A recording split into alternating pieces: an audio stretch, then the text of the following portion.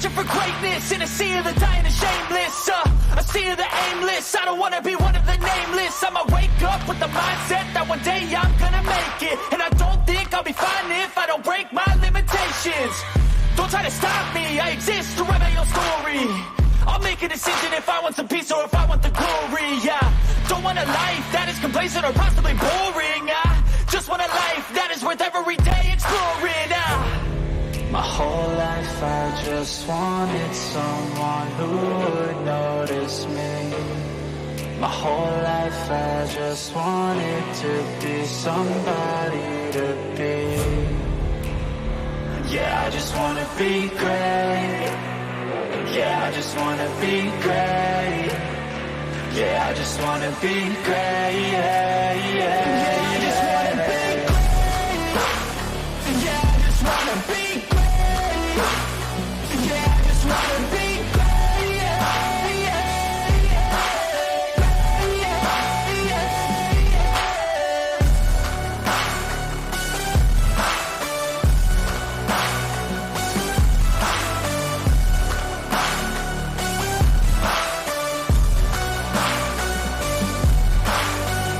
This is a statement to appreciate all that is vacant.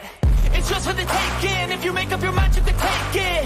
I'm never complacent. I would work in a mansion or basement, yeah. There's no replacement for persistence. It's a patience, yeah. In this life, I wanna be soaring, to feel sun inside when it's pouring. And I'll fight till anxiety is foreign. I'm so sick of my mind's extortion. My whole life I just wanted someone who would notice me. My whole life I just wanted to be somebody to be. Yeah, I just wanna be great. Yeah, I just wanna be great. Yeah, I just wanna be great. Yeah, I just wanna be great. Yeah, I just wanna be great. Yeah, I just wanna be great.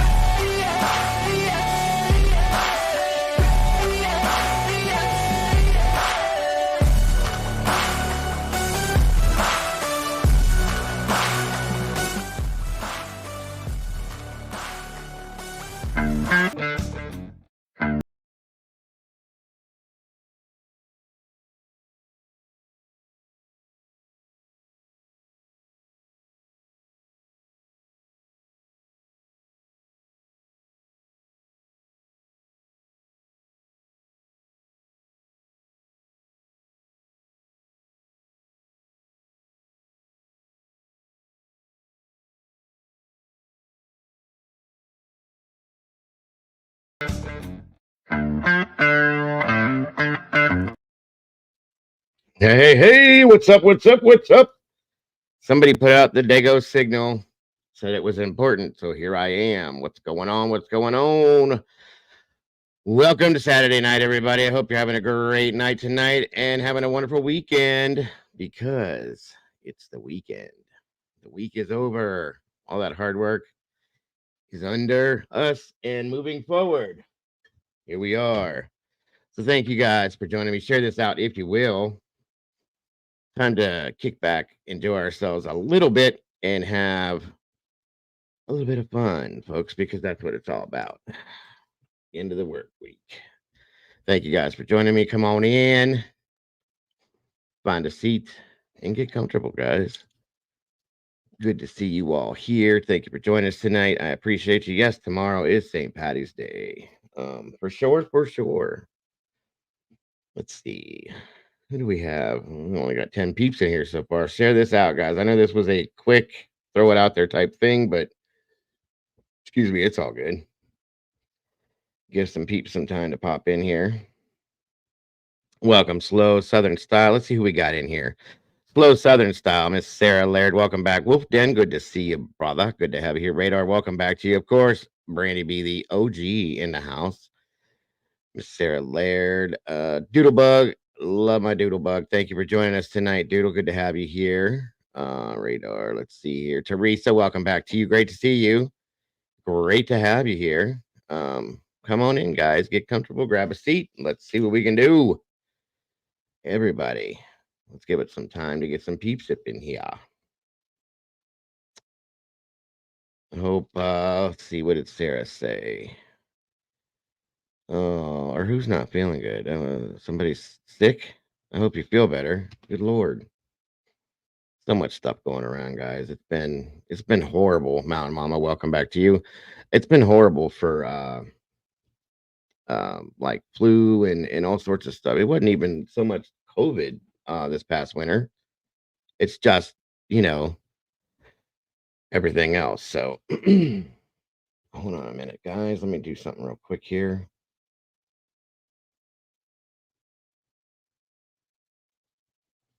Give me 1 second.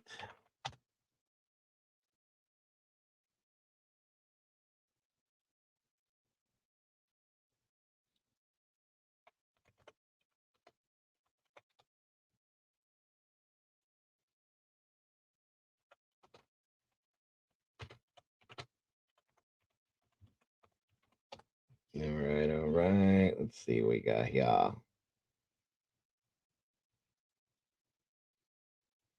I'm doing okay, Radar. Thank you for joining me tonight. I hope you're doing well. So much, so very much. Come on in, guys. Let's see what we can get into tonight. Let's see what's going on. Not really going to be jumping into the crime stuff tonight because it is the weekend. It's Saturday night, and we don't do too much of that too often. We did it earlier today for those of you that may not have been there. Pretty good show. I appreciate that very much from all of you guys. So thank you for joining me, those of you that were there. So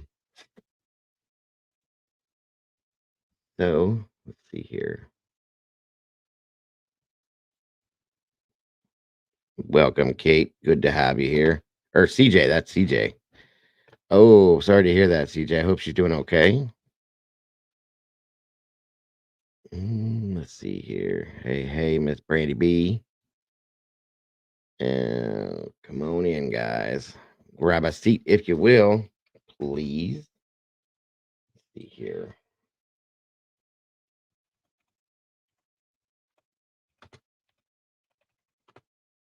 All right, all right, all right. Let me see something here. Give me one moment. I got to set everything up for you guys. 1 second here.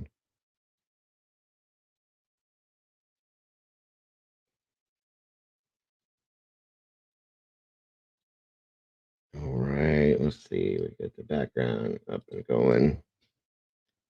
All right, all you beautiful people, come on in and find your place. Oh, come on.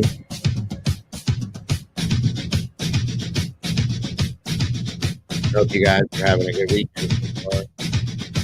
25 people here so far. Come on in, guys. Okay.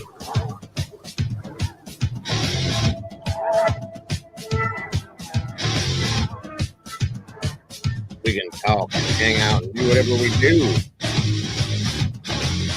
Miss Jana, welcome to you. Happy Saturday to you as well.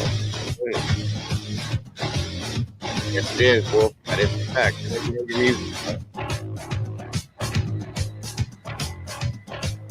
For all the beautiful people that come into this channel, I appreciate you all very much.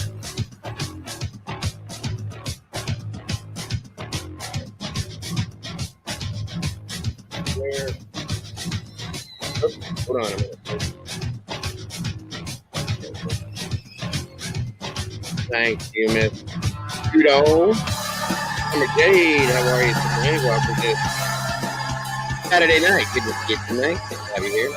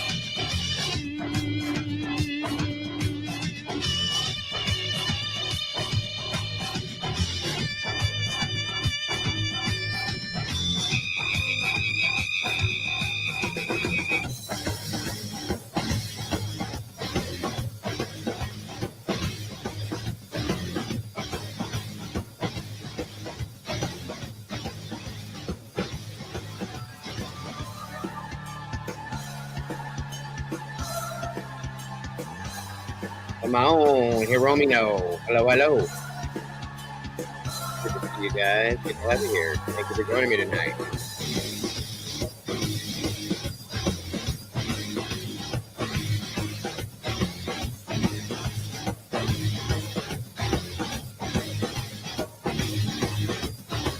Nola. New Orleans. New Orleans. I'm saying that right, I think. New Orleans. New Orleans, maybe.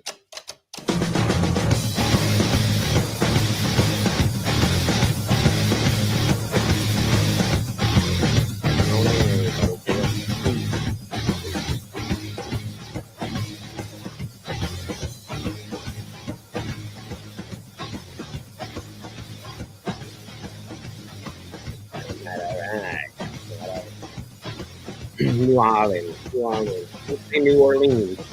Don't say it that way. I got yelled after that one. New Orleans.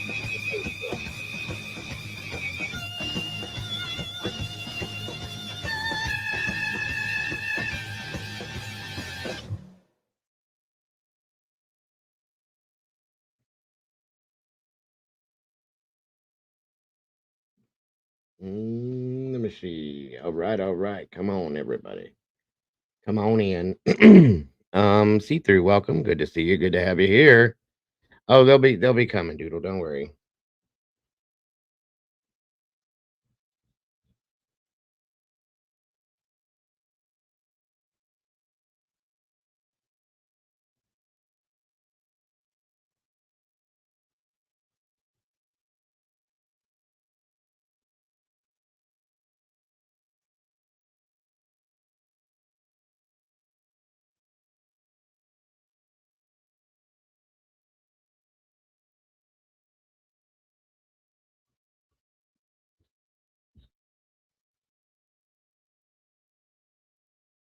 One moment, everybody. Come on in. Get comfortable, guys.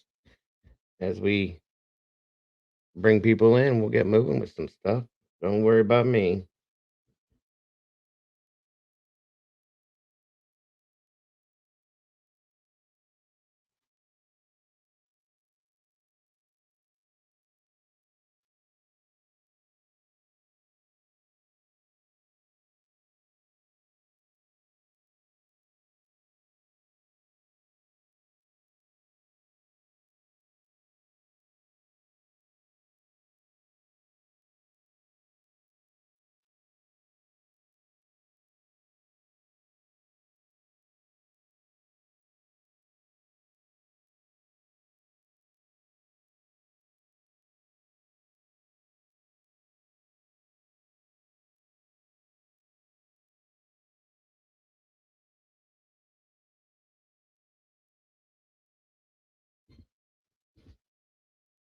I'm having the best day I possibly can. See through. How about you?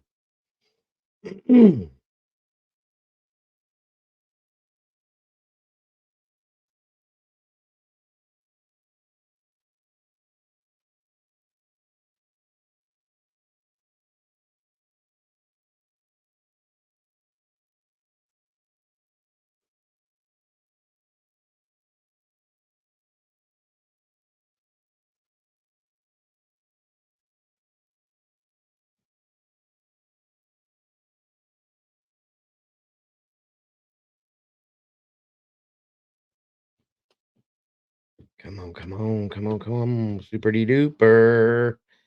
Where is Miss Molly, I wonder?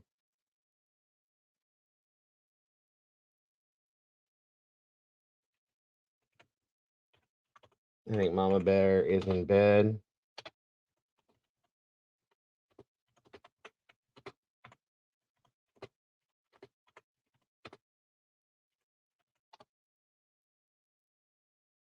Give me she, y'all.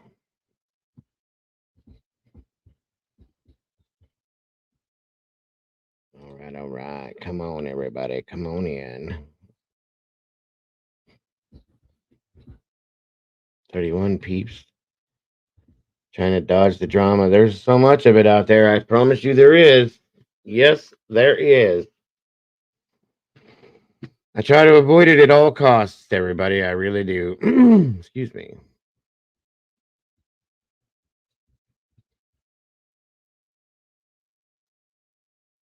Walt Harris is in the house. What's going on?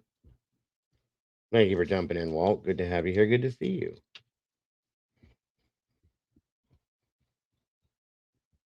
Share it out, guys, if you will.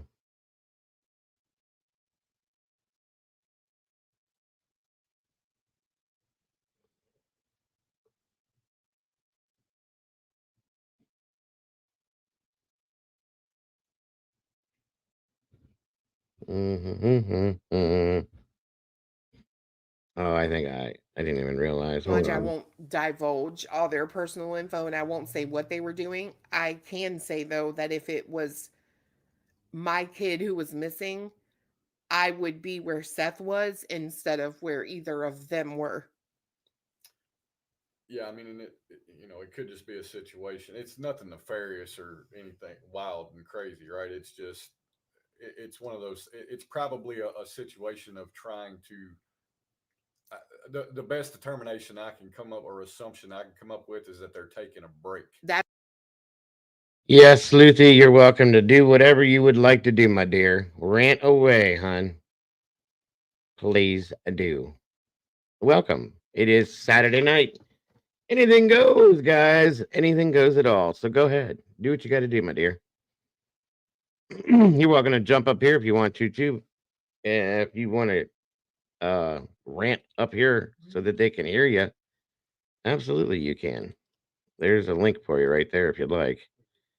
Um,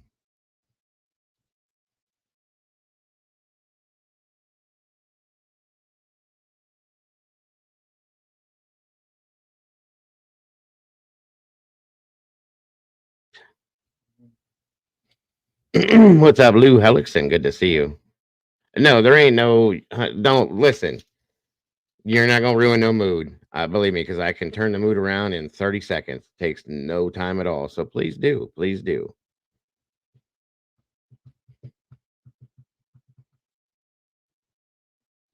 No, no, no, no. Don't worry about that. We ain't. We got the drama handled. Don't worry about that at all. Speak your mind. Speak your mind. Please do. Yeah, it's not about you at all. Say what you got to say. And they're just talking about that other crazy drama crap that, and it's been quiet. So don't worry about that. Say what you got to say, dear. Hello, hello.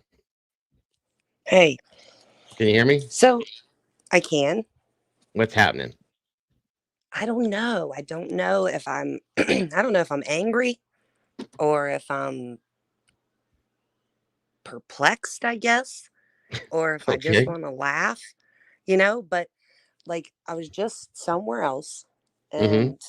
and Bob went up to talk to this person. And anyway, I mean, he's still Yeah. talking to this person. I had to leave, Right. but I got timed out just about immediately. You did. And like I That's just don't crazy. understand where people get that they know more than lawyers about things that have to do with the law. And Ridiculous. like it's not just the person that he's talking to, but it's like the people also in the chat. Like it like Mm-hmm. you know,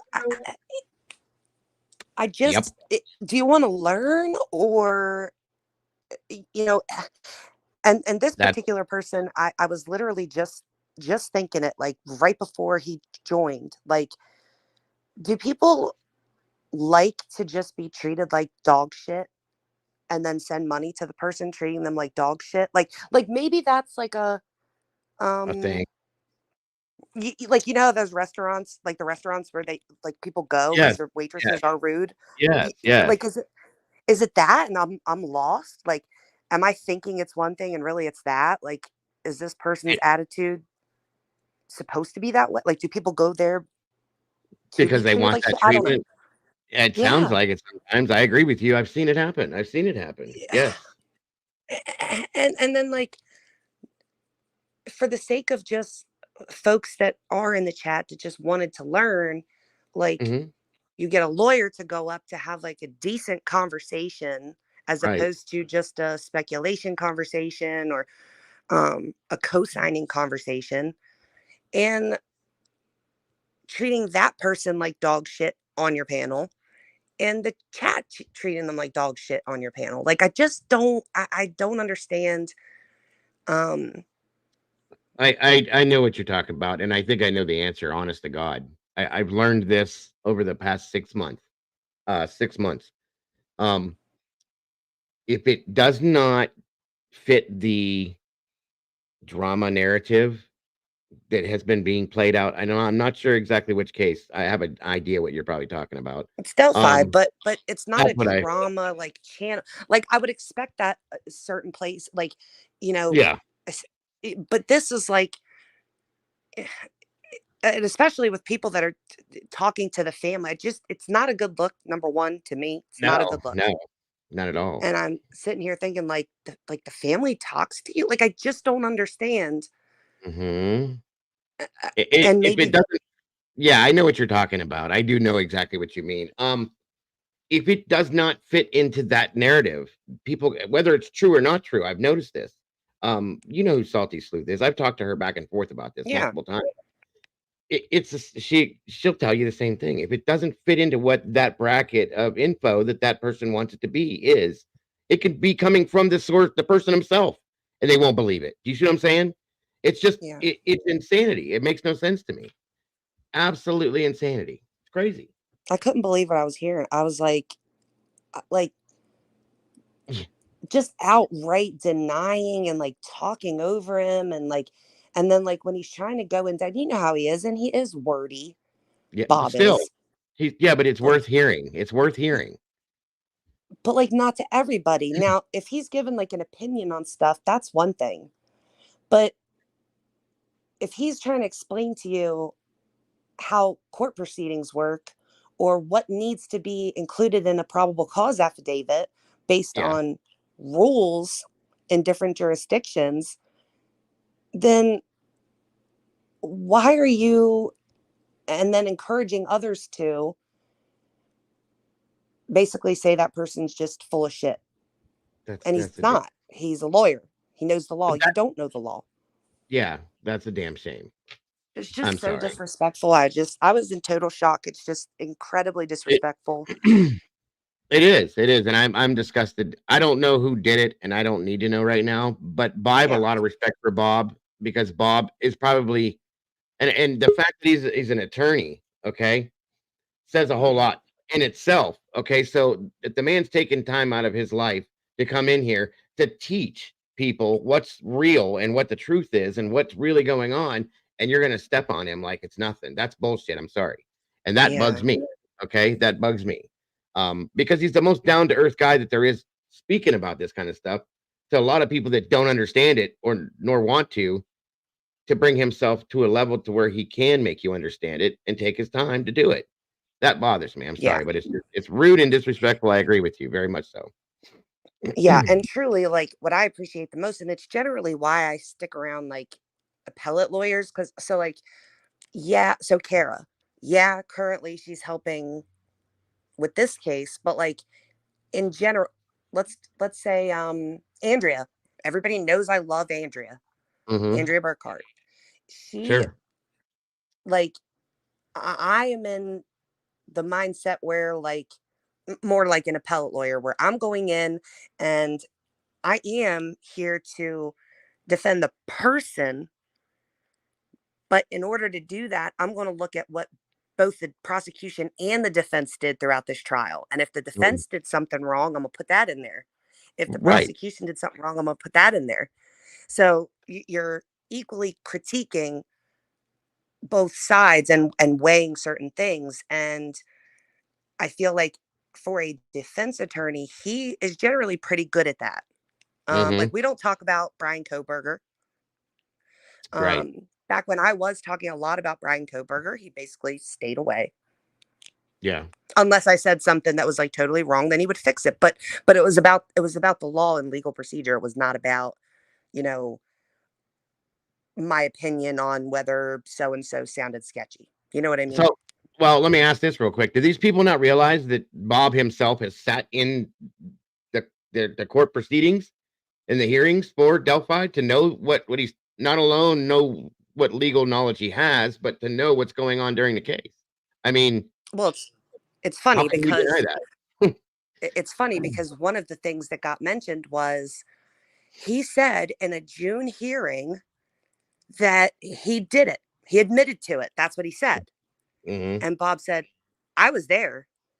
Like I was in the courtroom when that happened. And that's one of the reasons why this whole no camera thing is such a huge problem for me. Mm-hmm. Because you saying uh he confessed, both sides admitted to it while he was in the courtroom back in June.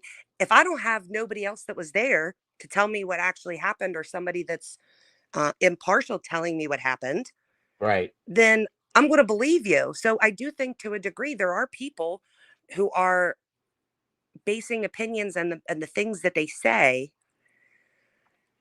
off Mm-hmm. of hearing people like that say things like, even his attorneys admitted that he, admitted to killing them when they were in court in June, and that's simply not true. Right.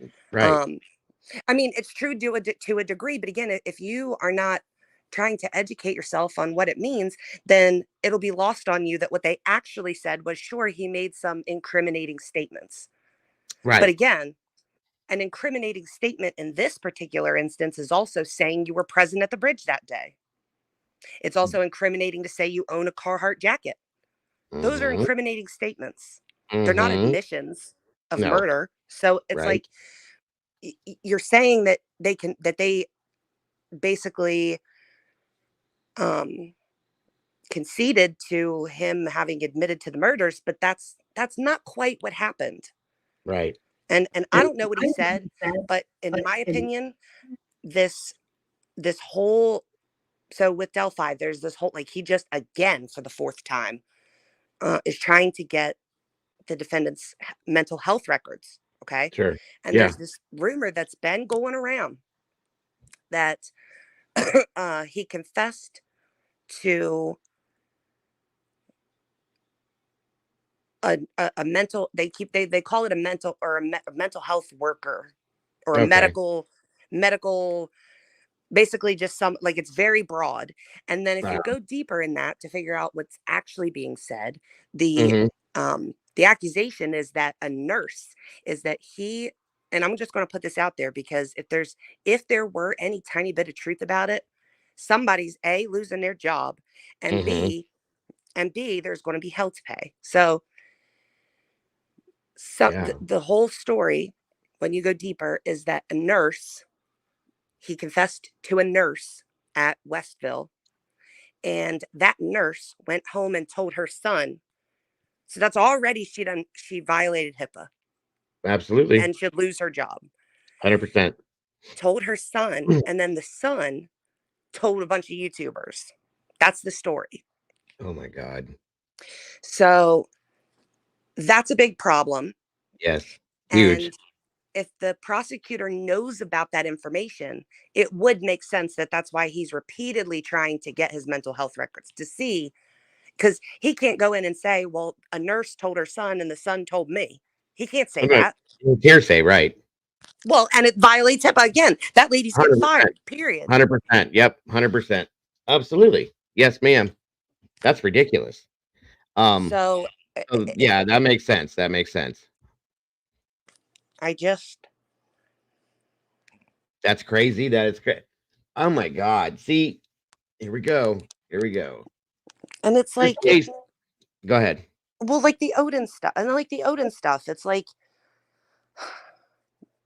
people are like, and it's always two different arguments. Like they'll say Mhm. that the Odin stuff is bullshit. They'll say Odinism isn't real, right?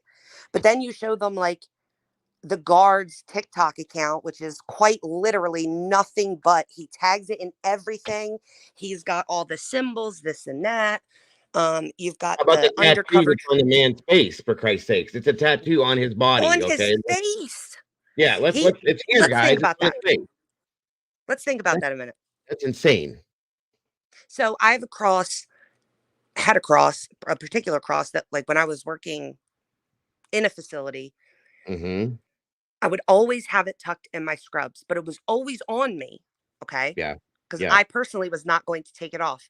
But Yep. I My know, I get it. faith and having that is for me. It's not for you. It's not so you see that I have a cross. It's so that I have Right. the cross with me and know that it's on me. Yes, absolutely. Same reason I wear mine. So, you know, I wouldn't think twice about tucking it in my scrub. Nobody needs to see it. So my Right. question is, how is that not strange behavior that and the defense couldn't have known that he was going to do that. There's no way that the defense could have known in No. September when they wrote that Frank's memo that in October he was going to go get a tattoo on his face. Okay. Right. So they put all Absolutely. this stuff in the memo about them wearing their patches and this and that. And everybody's like, oh, that's bullshit. There's no way in hell that they're letting them in a state prison wear Odin patches and patches and say, I hate people. Well, guess what? They did The it. warden said that he did, and the two correctional officers said that they did. So they Mm-hmm. were told not to. Don't wear these anymore. Okay. So he stops wearing the patch and goes and gets a face tattoo of the patch. Well, I'm lying. It wasn't of the patch, but it was Odin's spear. It's But it still was it was the very rune. recognizable, is what it Yes. was. Yeah, it's absolutely what the runes are of the symbolization. Excuse me, symbolization of the Odinism stuff. Right. So my question is, and then you have, and not everybody's seen it, I don't think, but it's been written about. But you have the deposition of the undercover state trooper. Okay, Mm-hmm. he's been like undercover in prison, Right. and this person said that there absolutely is Odinism inside the prison system. Um, and so my question would be,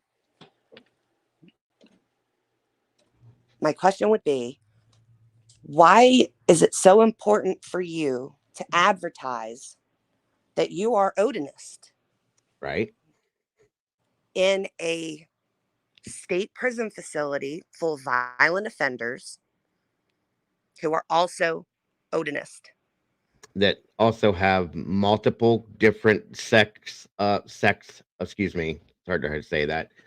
Yeah, SECTS of gangs and different affiliations in there where you're a CO that's supposed to be controlling the facility and keeping that stuff from being brought out. And here we are promoting it. Okay. So yeah, I say 100% see what you're saying. Thank you, LA. That's what I was trying to say. So yeah, 100%. And listen, so real I quick to go just, along with that, just to go along with what you're saying, my brother-in-law worked in a prison for 10 years as a CO. They are not allowed, period, anywhere in the United States to do that kind of thing. You can't even have facial hair, okay, folks? I mean, you can have a mustache, just a regular mustache. You can't have beards in some places. You can't have yeah. tattoos that are showing. You can't do this. You can't any of that stuff, folks. So why is it okay to do that? It's not. Okay. That to me is blatant, in your face, threatening intimidation. I'm sorry. Okay, that's what I'm trying to Yeah. say. It's I blatant mean, there has to be intimidation. a reason why he couldn't be without some type of symbolism that shows that he's also an Odinist. Why did you have to wear it on the outside of your body, like you just said, with the crucifix and the Saint Michael and all those things? Why can't you just do something like that and tuck it away? Why does it have to be out in the open where it's seen? That's a Right. question I've had. That's a problem I have as well. Um, I do believe that's the one, Molly. The Ensu's rune. I do believe. Yes. So that to me, and I said this before, I even said this to Salty at one point during it, because that's blatant intimidation factor right there to me. I'm sorry. So, and why would you need to use that to intimidate somebody? You're either trying to intimidate or you're trying to identify. Like here I am too. I You know think what I it's mean? a little bit of both, actually, Sleuthy. Thank you, Aiden. The putting yourself out on Broad Street per se, right out there on the front street. I'm sorry, Yeah. saying I'm here. Make sure you notice me, and at the same time, it is an intimidation factor, is what I'm trying to say. So yes, that's how I see it. because there's no other way to look at it, in my opinion. Absolutely, there is documentation of the Odinism in and Indiana prisons. It exists outside the prison as well. Yes, it Yeah. does. Indiana's bad for it, guys. And I'll be honest with you, I've been looking pretty deep lately, and I had before, for those of you that aren't familiar. If anybody recognizes this,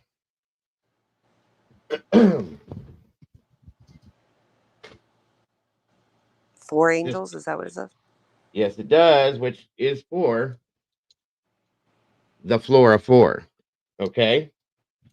If anybody is not familiar with that, that is the four girls that passed away in the house fire in Flora that the Delphi Fire Department responded to. Um, they were four African American girls, and I've been looking deep on that kind of stuff, just so you know. There's some strange things going on, and I really have some issues with this. So you bringing that into that is something that just reminded me about that too. So it exists, folks. Indiana, Mama Bear, everybody knows Mama Bear. My co-host lives in Indiana and tells me the things that exist, and they do exist. So anybody that tries to say that it doesn't, take a ride. Go look And around. why though? Like, why are you like? Why be so adamant that that it doesn't exist? Like, what Well, purpose is there to what are you continuously deny it? what are you hiding? Thank you. Why is it Right. if it's a religion and it's there's nothing wrong with it, why are you hiding it? Yeah, I don't understand. And I keep seeing the same arguments go back and forth. Like, you know, well, his attorneys claimed that it's a it was a sacrifice, and why would these racist whatever sacrifice white girls? And it's like, first of all, you're literally confusing like a hate crime with a sacrifice. So you don't sacrifice shit that you don't give a fuck about, right? You Thank sacrifice. you. So like even Lent, like if you're Catholic, Lent, Yeah, you give up the things that you love. You don't give up food you don't eat anyway. You pick the stuff right, that right. you pick the things that you like. Like, oh, I love Diet Dr Pepper. I'm gonna give it up for Lent Yes, yeah, because you're not doing anything otherwise. Right. as a sacrifice. When you sacrifice, when you make sacrifices, it means that you give up or are at a loss in some way to show essentially gratitude. You're It's yeah, so hard to explain because like so you're giving that up. Like for instance, let's go with Lent, like you said. You're giving that up in well, support of um yeah, it is hard to explain, I guess. well, You're because right. Jesus hung on the cross for your sins. That's if you're gonna go the That's Catholic right. So way, that it's Jesus hung on the cross for my yeah, sins. I'm gonna sacrifice something that I love too. So it's like, that's how we give back. Right. but There you go.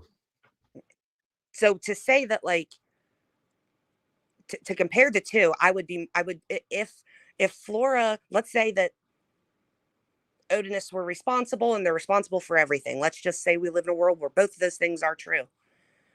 I would say that Flora was a hate crime, and I would say that I agree. Delphi would be a sacrifice.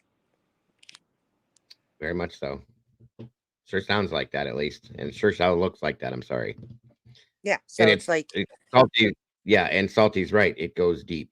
It goes high and deep, in my opinion, you guys. So yeah, and and that's I where the just don't. deniability comes in, I believe. Honestly, Sleuthy, I think that's where the deniability comes from because you can't just put that out there because it's going to affect certain. Welcome, Morty. Good to see you. It's going to affect certain levels of per se government, we'll say, and that's a problem. These are Now I'm if glad you people, said that yeah, that then because that's I've what been it is. thinking about this. I've been watching. And I'm not trying to say I'm not judging nobody or making this whatever it would be called, something that I'm just noticing Mm-hmm. based on just people's appearances. Okay.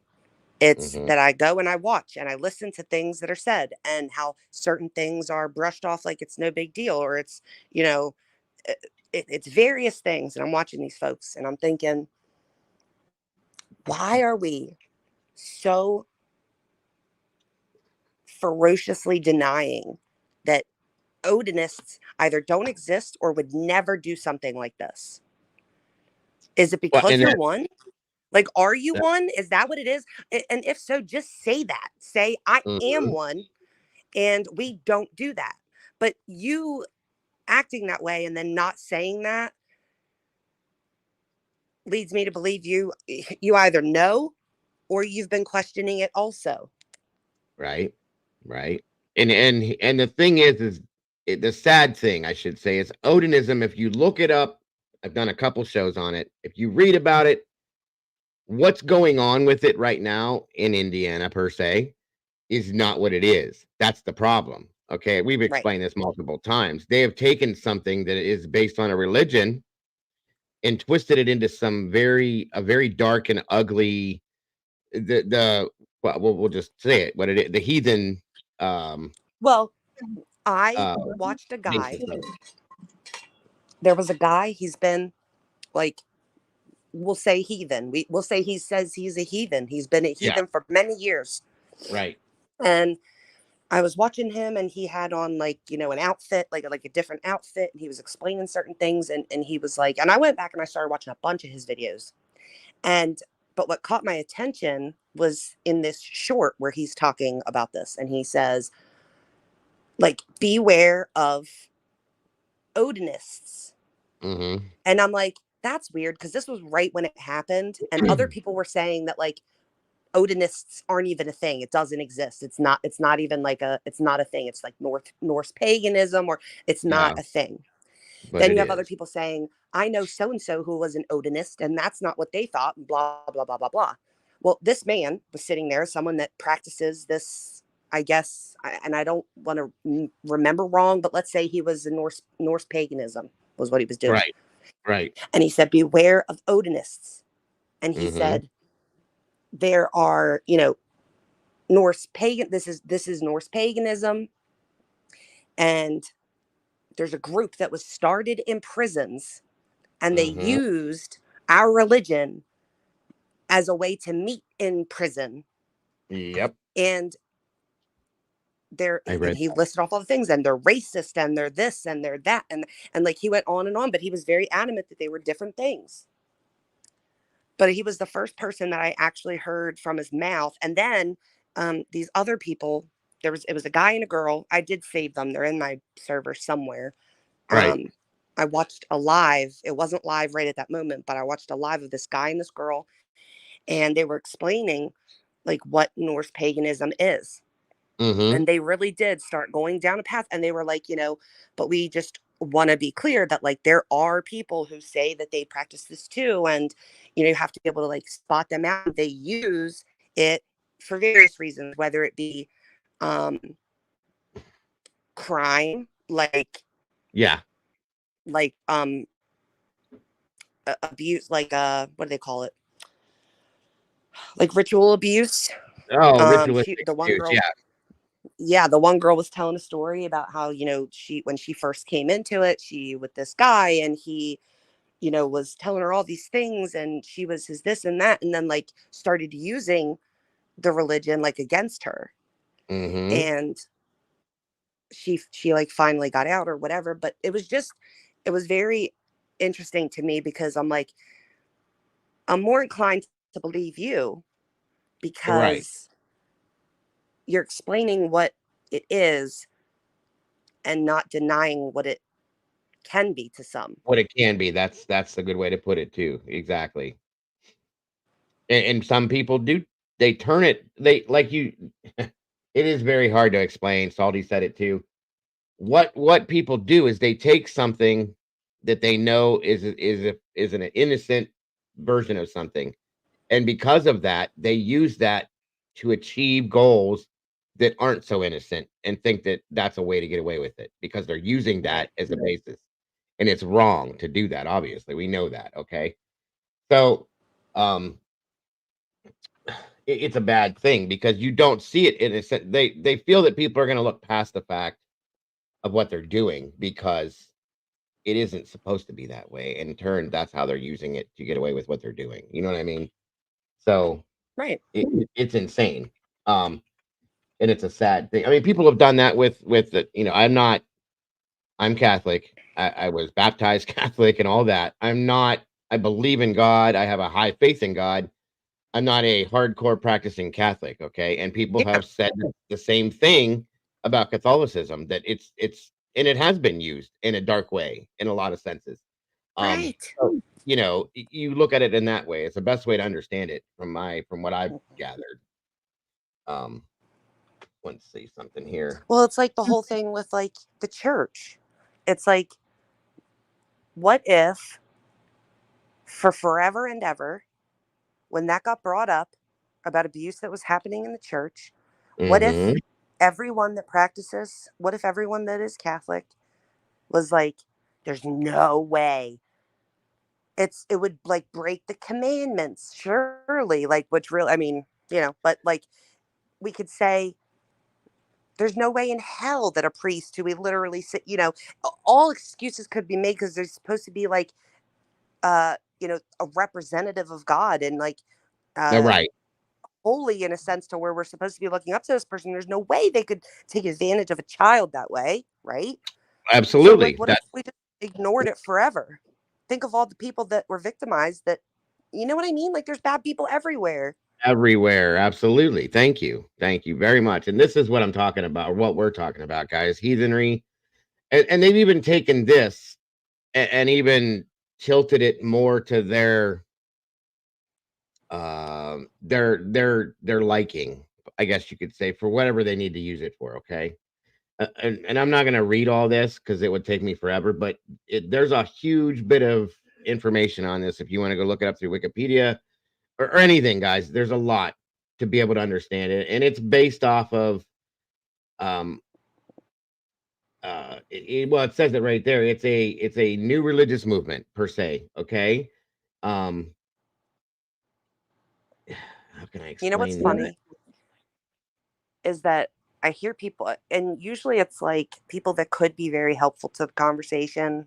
Mhm. Um, but like these, you know, cults, Yeah. which I Yes. think in general, when you think cult, you think one thing in particular, and it's really hard to kind of get a break out of that. But, um, these people that say, well, usually a cult has like one leader who uses the religion to have all these people believe everything they're saying and get them to do what they want and this and that. And, I Mhm. just don't see where they had a leader. And I'm like, what? So we're all on the same page. We are aware, right? That one of the particular, am I allowed to say names on here? Yeah, I don't care. That's fine. Like, are we all aware that Brad Holder, who's one Yeah. of the people that's in the memo, Mhm. literally posted a billion times about how he was starting his own, they call it a kindred Yes. family, their own kindred in Delphi. And he was the Absolutely. leader. He was the something. I don't even know the name, and I'm not going to be disrespectful and say it Right. wrong. I think it started with a Right. G, but he was the leader. So what are you talking about? Like, there's no leader. It's just, there's maybe not one leader over 1,000 people, but there's 1,000 leaders over maybe 10, 20 people. And listen, true. So you put a group of, if you put, even if it's two to three people together in a group, give it a title and give them a leader, and they all follow that person and they follow those beliefs. What is that, you guys? A cult. Okay. You can have a cult with three people or 300 people. It doesn't matter what it is. And they deny that. That's what they deny that. That's why it's a joke to me. And yes, that name, you can absolutely say that name because I'm right there with you on that. I know Salty Sleuth saw that Brad deleted his, and it was Mm, after these defense depositions, but I yep. know she saw that he deleted his. So, okay, so he does have other Facebooks, but he didn't delete those Facebooks. Those Facebooks don't have the quote evidence on them that is being Yep. talked about. But Yep. the Facebook account that does have all the evidence that that has been talked about, he did delete it. It's gone And because I couldn't find it either. You're right. what's interesting to me is Mm. that over the years, he's been accused by randos before. Okay. He's made Mhm. jokes about it. He's made Mm. posts about it, joking about it, talking about how he's going to sue people. And, oh, I'm wearing this hat. Like, does this make me look like the bridge guy? Like stupid shit like that. Don't Like, he you thought it remember? was funny. Yes, when it Why is it first not came out, funny now? If you thank have an you. alibi, why ain't it funny now, Brad? Yeah, as soon as they started saying his name few months ago, he goes on his Facebook account and posts it. I was at work that day, guys. How could that be me? Come on Yeah, and then he now. deleted it. And then he 100%. deleted it. And Yep. now he deleted the whole thing. Why? Yeah, why would you get rid of that if it's been there that many years? What are you trying to hide? Sorry. And I he's agree. still creeping around on Facebook because he kept his alt account, Mm-hmm. Steve Rogers, Yes. but got rid of the account that had all of the I'm going to keep saying evidence, but all of the evidence that was listed as reasons why what they were going to use. Like everything that was written in that Frank's memo, they intend to use at trial. So they Absolutely. already have all of that. And you tried to get rid of it all. Do you think that like they didn't save it all? Like I'm just not understanding. If anything, I would be saving his deposition for almost last. And you don't think they can't go And back and find it anyway if they don't, even if you think you got rid of it? Come on. I'd be asking him why you tried to destroy evidence. What else was Mhm. on there that you didn't want looked into further? Agree. I do agree. Salty says I had a screen record of his "Does my hat trigger you?" And if you, why Yeah. would you say something like that if there's nothing to go with that, guys? If there's no basis behind it, Well, why why would you would make you that say that? comment? Like, if you're so unbothered that you're laughing about it like that and you're like putting a hat on that looks like what people say it looks like Bridge Guy was wearing and you're joking about it, just like what happened that you decided to delete it? And like, Mhm. let's please also keep in mind, and people don't like, most people are talking about the bullshit with the leak and with the lawyers, and you know and I get it, and I do also get wrapped up in all that stuff, but the reason I get wrapped up in it is because all that shit has information in it. Right. So I'm excited because I'm pulling the information from it. And Mhm.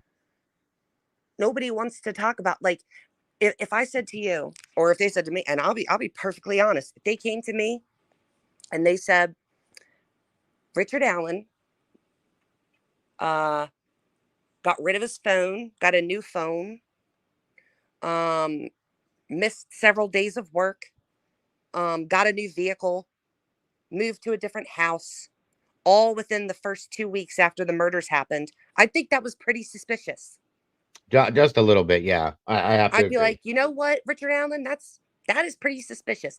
Those are all the exact things that, like, the FBI stood on the stage when they had their press conference and said, look for people that are doing weird shit like this. 100%. Yep. That is So word for why word ain't what it they weird said. that Brad did all that? And why is nobody looking at him that way? That's the problem. I right there is my thing with that too.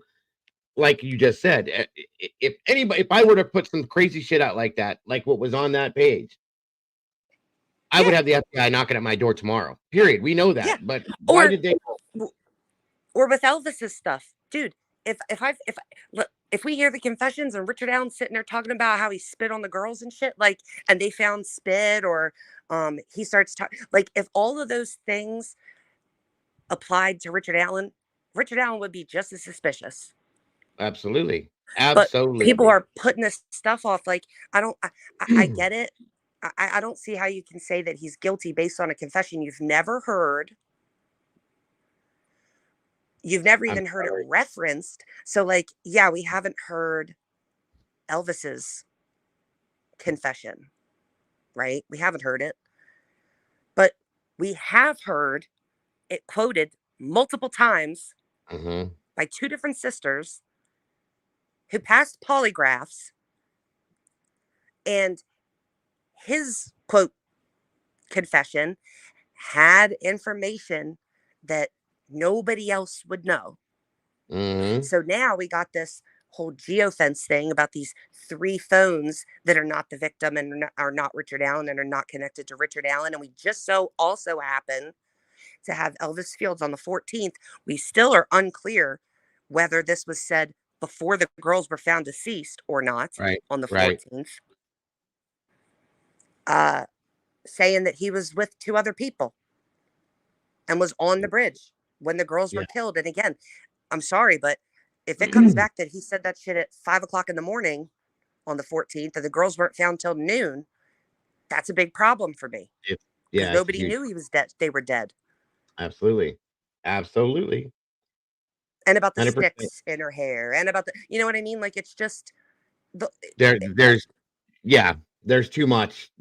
Well, since we're talking about that part of that, let's go backwards for a second and say, so Brad Holder, because some people don't know who that is. We're talking about the Delphi case real quick, guys. That for those of and you he's that aren't connected to the victims.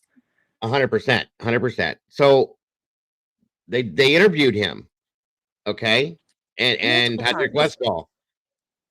Where did that Multiple stuff times. go? Right, where's that stuff at now? All of a sudden, it conveniently disappeared. Right. Um, why is that why is that not a bigger deal than what it is? Okay, because again, if it was Richard Allen stuff, would it be made bigger deal? Of course. Of course. Thank Of you. Thank course. you.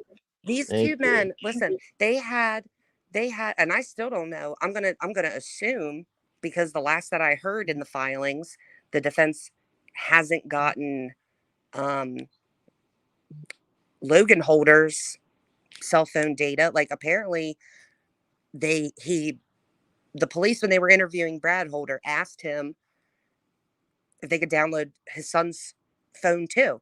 And the defense is Mhm. like, we don't have any phone download from Logan. Well, he was dating Abby. So I think that's a little important. So you don't have that. You had a judge sign off on 2 warrants for Brad Holder and Patrick Westfall's phones. Mhm. And in it, you mentioned that they're known members of this religious, like, and again, you can't say that connecting the crime to this religious organization or whatever is bullshit because they were doing it too. And a judge signed it too. So there were things at the scene that connected the scene to this religious organization.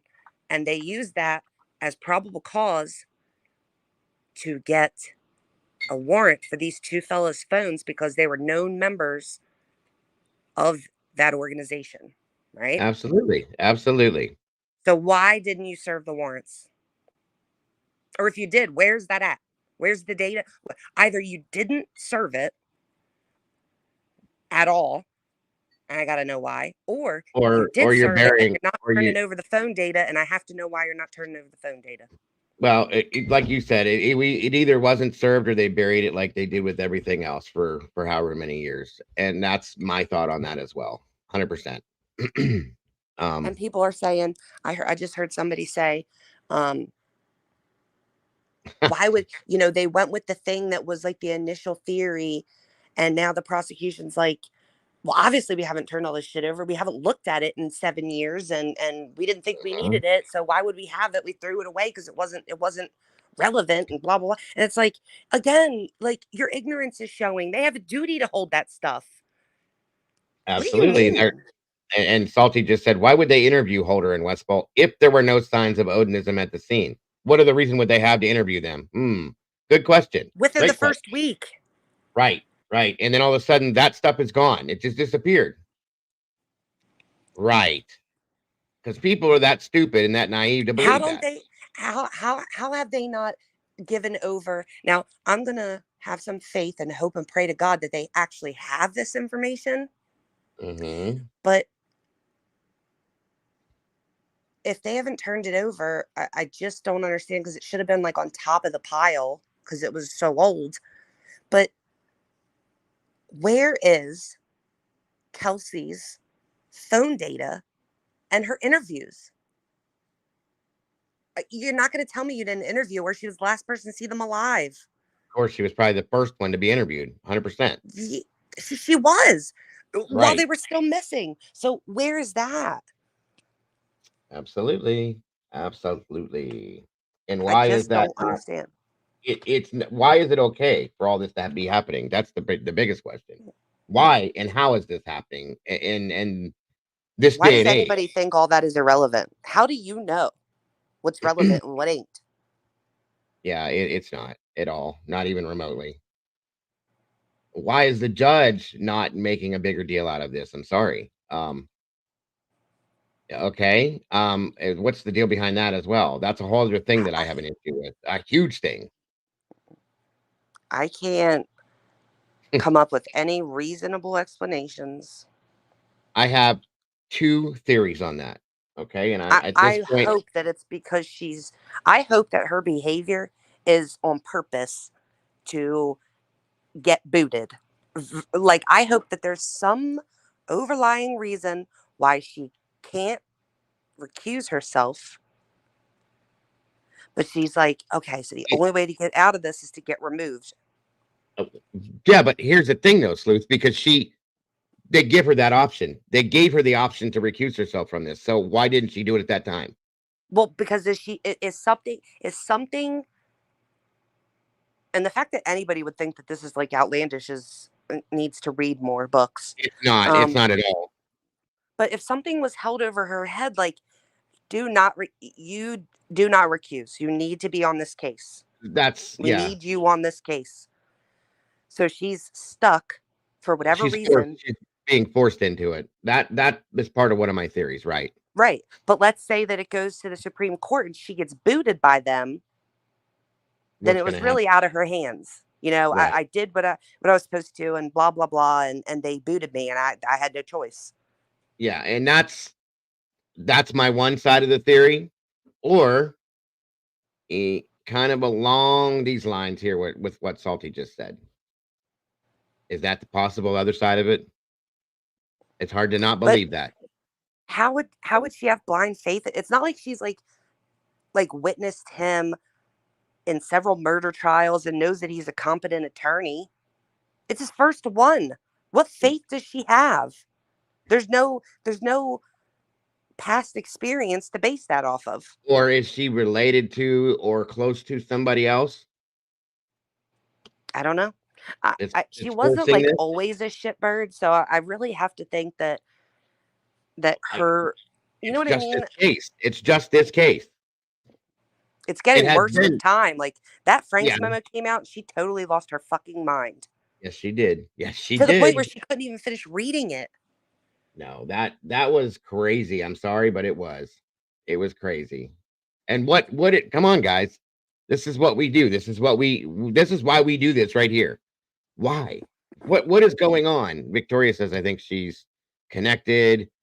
War Eagle said she's a paid actor. I swear to God, it looks that way. Um, I mean, these things, listen, and I'm gonna say this one more time because I know people compare this case to the damn Idaho 4 case. Okay, guys, there's no comparison. What is going on in Idaho is what's going on in Idaho, and it's nowhere near how unrealistic, but realistic it is what's going on in Delphi is. This is stuff that we would never imagine happened in real life.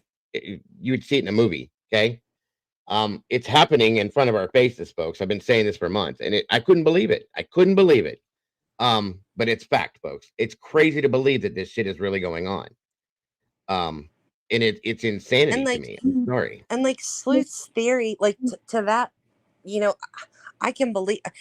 So I can go that way in the sense that, like I said, she told them to write that Frank's memo.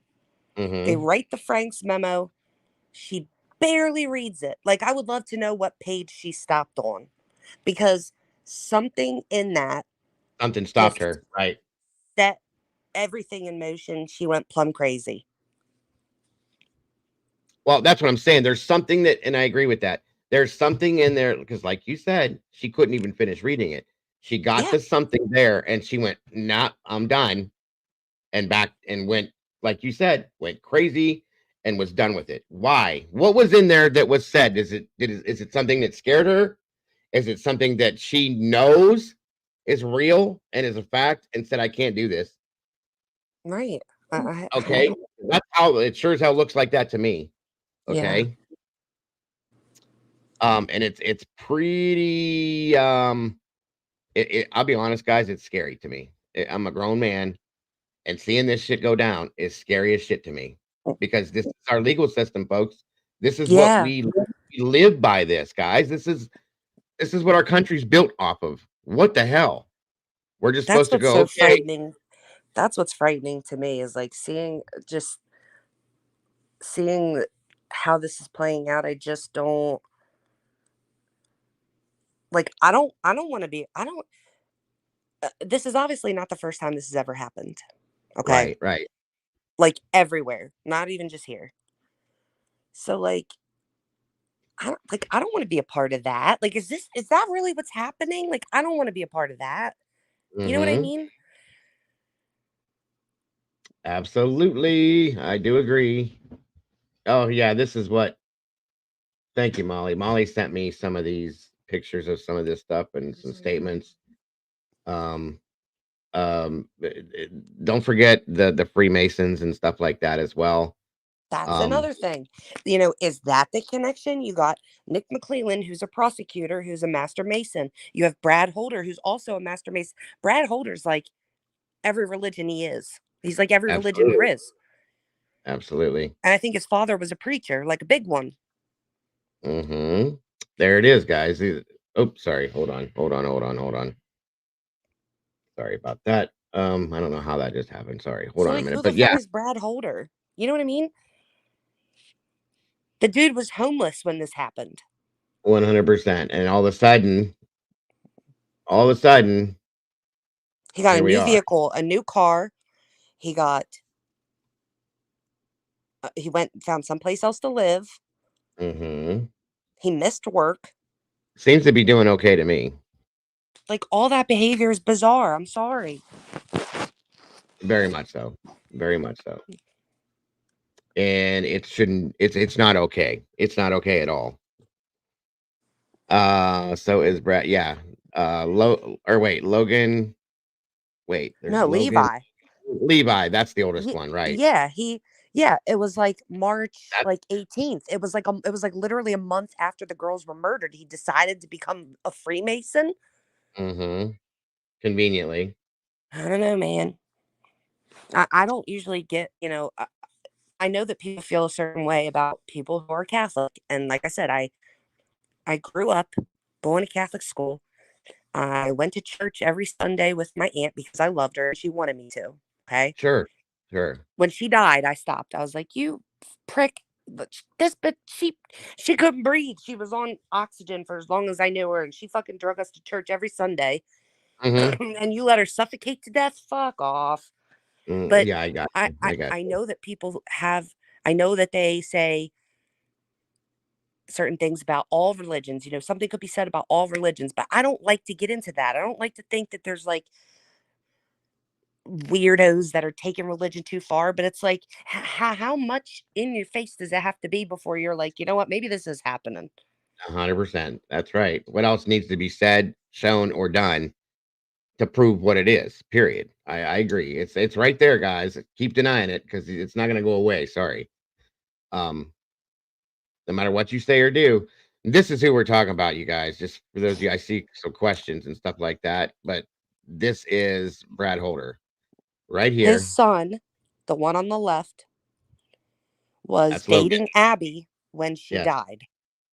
And he was a lot older than her, just so you know. And this is the oldest one right here, Levi, I believe, and that's the baby. Yeah, it's him, and then him. Now look at this right here. Okay. I don't care what anybody says anymore to me. I can't get past the bridge guy photo, looking at the stupid hat, the beard, the face. I'm sorry. So this is who we're talking about, folks. Okay. And that's my feelings and my thoughts. So And I don't know why it's not being pushed. And it's almost, and I got to say this because it irritates the hell out of me, the arrogance that's coming from this person right here, Yep. because it's not being pushed, because it's not being looked into, as if he knows that He got the all clear back in March of 2017. He thought yeah. he didn't give a fuck what anybody said Mhm. until 2023 when his ass got called back in for more interviews and shit. Patrick Westphal got brought in for more interviews, and the defense put out a 300-page memo full of shit that he didn't think anyone would ever know. Exactly. And he sticks around a while, starts saying he's going to sue the defense attorneys, yada, yada, yada, and then he fucking disappears. The 70-day is filed, and he's gone. You'll be seeing his ass on Absolutely. trial, I promise you. Absolutely. I hope and pray. One sec. I would make him, at trial, I would make him sit there, put that hat on, and say, and ask the jury if they're triggered by that hat. That's exactly what the fuck I would do. Right, exactly. And that's what I'm saying, guys. This is not anything that you could ever imagine in life being real and actually happening, but it's happening in front of our faces, folks. There's no it just doesn't make sense. It doesn't make any sense. And why is it okay that it's happening? Why what I want to know is why has nobody else stepped in it on this? Is it that big? Okay. Is it because I know there's people, if we're seeing it for what it is, there's gotta be other people that are seeing it for the same thing. Why are they not stepping in? Where is Okay. Westfall Sleuth? Because the last I saw him, he was telling everybody, people keep saying that Odinism isn't racist, but he was literally, the last time I saw his face, he was sitting there talking about how black bears don't mix with polar bears. Yeah, that's not racist. He That was asked is if there was any black people in the group or dating anybody black in the group, and that was his response. yeah, where is Westball? That's a good question. Salty, you can jump up here if you have the ability to. The link's right there. I'm sure He's gonna everybody would love to. because I'm gonna listen here soon. But I had to get that. That person was so fucking rude. Like And I it, had to it tell somebody I couldn't believe how rude he was.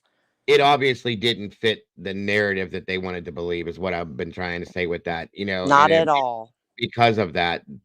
And you can't the man, like I said, the man has been at every bit of what is going on with this case in person, folks.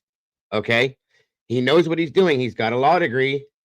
This is just not me saying, hey, this is what I think right now. Let's speculate, folks. No, this is an attorney that is telling you this is what it is. He's like, So, this is my channel. This is my channel. And it's like, you know what? Then, okay, so get this person's opinion. And then when he leaves, get a prosecutor on, a retired prosecutor, get a retired prosecutor on to shit all over what he said. Do that. But like, you have no knowledge of what he's trying to say. right. Obviously not. And to be fair, you've got, there are people here who, in my opinion, have a stake in Richard Allen being found guilty. And it's plainly obvious. Mm-hmm. Whether Oh, that be the reward money, whether that be, a book or whatever it is that's going on. Like, if you've got skin in the game, yep. you're naturally going to lean one way. Bob's not currently a practicing defense attorney. He's not doing this because he needs to get more clients, you freaks. No, he's doing it because he's putting the truth out. He's telling people what's going on because of what goes on social media, guys, period. Okay? I mean, that's what it is. That's what I've seen. That's how I take it. Because there's so many people that put out the wrong information. Okay? Of course. Oh my god, I should have figured. I should have figured, but good god. Oh my Anyway, God. that's just sad. That guy's head. it's gotten way too big recently. That's all I'm gonna say. And I'm not gonna go into who I'm talking about right now, you guys. I'm just Yeah, saying. I was appalled. I was completely I'm not appalled. I'm not surprised. I'll be honest with you. I'm not. So that's sad. But anyway, yeah, and I gotta give props to Bob. Bob doesn't have to do this, okay? And if he didn't do this, do you know how much misinformation would be out there with this case? And these people would just take this and run with the stupid shit, just like what happened in Idaho, okay? And this case would be a disaster in some ways. Bob has made it so that it doesn't have to be inside. He puts out the right stuff. He talks about it in the right way. He tries to explain it to people, as we all know, and they don't want to hear it because it doesn't fit into their little box as to what they want to believe, and that's not the way it's supposed to be. So, wow. Wow. I get why you needed what you asked. Can we rant? 100%, especially about that situation because that pisses me off. I have a lot of respect for Bob. Yeah, it And was, and it wasn't even just him. Like I'm not annoyed as his friend because my annoyance started with how other people, strangers, I don't even know who they were calling in, were being talked to. So, it's about the what do you call that? The shit. I'm trying to think of how to say it. Like the blind followers, the yeah, blind leading the blind. Okay, yeah, you know what I'm saying? trashing him. And like one of the things that was being said was, And they don't even know. Richard Allen said that he saw 3 girls, and 3 girls said that they saw Richard Allen. And it's like, okay, let's break that down like multiple ways because that's wrong in many more ways than just one. Mm-hmm. 3 girls didn't say that they saw Richard Allen. 3 girls gave descriptions, 3 different descriptions of somebody that they saw while they were there, not even on the bridge. Yeah, right. The person that saw the person on the bridge gave an entirely different description and age of Richard Allen. Nothing up to this point says that any of those folks said that they saw Richard Allen himself. Number Right. one. Right. Number two, it wasn't 3 girls that saw him, it was 4. 4 girls, So right. you can say that they didn't interview the 4th girl because she was a minor, but that doesn't explain why he didn't see the 4th girl. So then there Mhm. was people in the comments saying, you know, oh, so it's a coincidence, right? So there were 3 other girls that also saw Richard Allen, and it's like, what? Eh, Listen, Richard Allen said he was there Right. from noon to 1:30, Mhm. correct? Yes. Yes. Guess who else was there from noon to 1:30? I'm gonna let that linger for a second. What other girls were there from noon to 1:30, Salty Sloop? Because I know you have to know. She has it. She knows. Yeah, she knows. 100%. Um, The answer ain't none. There was a group of 3 girls.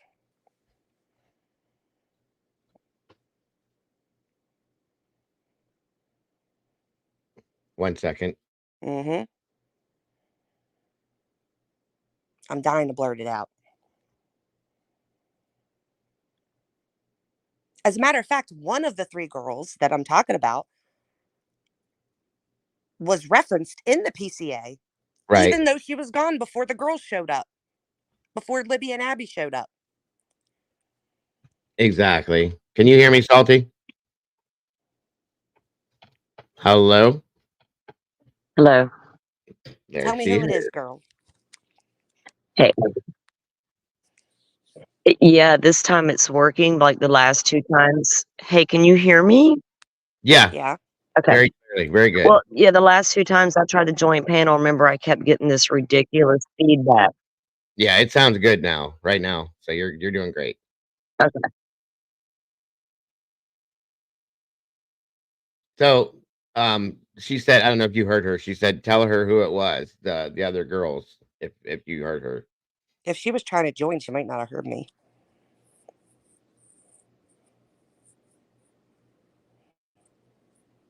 You there, Salt? Y- Yeah, I'm getting that weird feedback shit again. I can't do this. Are you on the phone or the computer? I'm on my phone. I don't have a mic on the computer yet. I'm on the damn phone, but I don't know what's going on. I'll have to join it chat. But I'm talking to you guys and listening. I'm on my phone. Okay, that's fine. No problem. Yeah, because I'm talking right to you. But, you know, they're saying that they're totally neglecting to acknowledge that Richard Allen could have been there from noon to 1:30 and have seen 3 girls walking, and 3 girls have seen him. Right. And my problem with that is that one of them was Bree Wilbur, who is Kelsey's best friend and Kelsey's boyfriend's sister. Yeah. She was there at that time and contributed to the probable cause affidavit 3 years after it happened by giving a screenshot of what time she was at the bridge. So if Richard Allen says that he saw 3 girls, it could have been that 3 girls, those 3 girls. 100%. 100%. And these 4 girls and Betsy Blair and them saw somebody else. That's entirely possible. But you can't pretend that them girls weren't there. I do agree. Molly, I Molly, get fired up about it because it seems that nobody wants to. It's like folks were begging for information for years. They finally fucking get information and they're like, "Oh, it's all bullshit." None of it's true because none of it is true. Because, and it always comes back to this, which pisses me off because I have my own visual in my mind as to how this went down. He admitted to it. That's all there is to it. Shut your mouth. Stop talking about it. Move on. Bullshit. I'm sorry. I call bullshit 100% because that admission per se. Okay. I have a visual in my mind of 2 guys standing next to this man side to side of him and telling him, go ahead and call your wife and do this and do that are wearing these patches on their uniforms and that have these tattoos. This is how I visualize this happening, folks, because I would do the same fucking thing. Excuse my language. I'm sorry. Because that part works me up too. Of course you would. Bob literally, and he actually said it on that show just a bit ago about, because like somebody was like, oh, there's cameras like pointed at his cell. And it's like, you understand, like he didn't have to make the call in his cell, number one. Number two, Epstein was also under surveillance, right? But there was still like a nook and cranny he could get to off himself, right? Yep. So Bob says, they're like, what? He's like, what about the confession or whatever? And Bob was like, what they're saying is that it's important because it really, the integrity of that confession, no matter what, even if it was, let's say it was everything we wanted it to be. Evening, Duchess. It could still get thrown out if we find out that those 2 big Odinist guards, with the muscles and shit, stood over, like you say, over each shoulder of little 5'4", right? Been Richard in Allen. Solitary confinement for 6 months, Richard Allen, and they said, you're going to get on that phone and you're going to confess to your wife, or I'm going to rape your fucking wife and I'm going to kill your fucking kid. Which in turn, why does Richard Allen ask his attorneys every time he sees them, are my wife and kids okay? Are my wife and kids okay? Are my wife and kids okay? Why would he ever worry about that? For what reason, guys? Period. I'm sorry. That's how I visualize that happening. So that confession is garbage. I'm sorry, to me. It's absolute garbage. I'm sorry. And you can't ignore the fact that that was all he was able to say. So let's just play out that scenario for a second. If that was what happened, and then he does meet with his attorneys, and people are like, well, why didn't he just tell his attorneys that? It's like, hello, one of the people who could have potentially been coercing him was sitting there with a fucking handheld camera on his face. Thank you. Because he was never allowed to speak with his attorneys alone. Alone, folks. In private. Exactly. Ever. ever. And listen, one more thing and I've said this 100,000 times. I know I have, but I'm gonna say it again. There was an inmate in the prison that has came forward and said in a letter, blah blah blah, that these things have gone on, that he's watched these things happen. The man could not gain anything except for negative attention from the prison by coming forth and saying these things, folks. So why is he doing that? Why? He's not making it up. Okay, the things he said are happening to Richard Allen. The things that he said that he's witnessed going on around Richard Allen, that the fact that he's being filmed and that he's never alone and he's this and he's that, all of that. What inmate in their right mind is going to come forth knowing that that's going to bring negative attention to them personally in prison, unless it's a real scenario? Because I know I wouldn't. I'm not going to draw their attention to me. It's already miserable enough in there. Why would I bring those people to my personal bubble to possibly cause me harm, seeing these things going on? Because the man has morals in some sense, obviously, and knows that it's wrong. Okay, that doesn't make any sense to anybody. So don't tell me it does. That's all I'm saying. That's another thing. So it's not just that it's being hearsay. Okay, there's too many things that show that it's not a realistic scenario. That it's not or I'm sorry, I said that backwards. That it is a realistic scenario is what I'm saying, and it's really actually happening. It's not just they're just making Yeah. it up. You know what I mean? Yeah. Again, why was he so compelled to have some type of symbol on him that was visible to others? I just don't get it. Does he have to have that? That's the thing. Is that what it And is? how does he still have a job? Right. How'd they That's not the say, big dude, we literally just told you to get that shit off your uniform, so you fucking put it on your cheek? maybe because he has to. Maybe he's forced into that as well. Just like I think a whole bunch of other people that are involved in this have to do certain things at this point. Okay.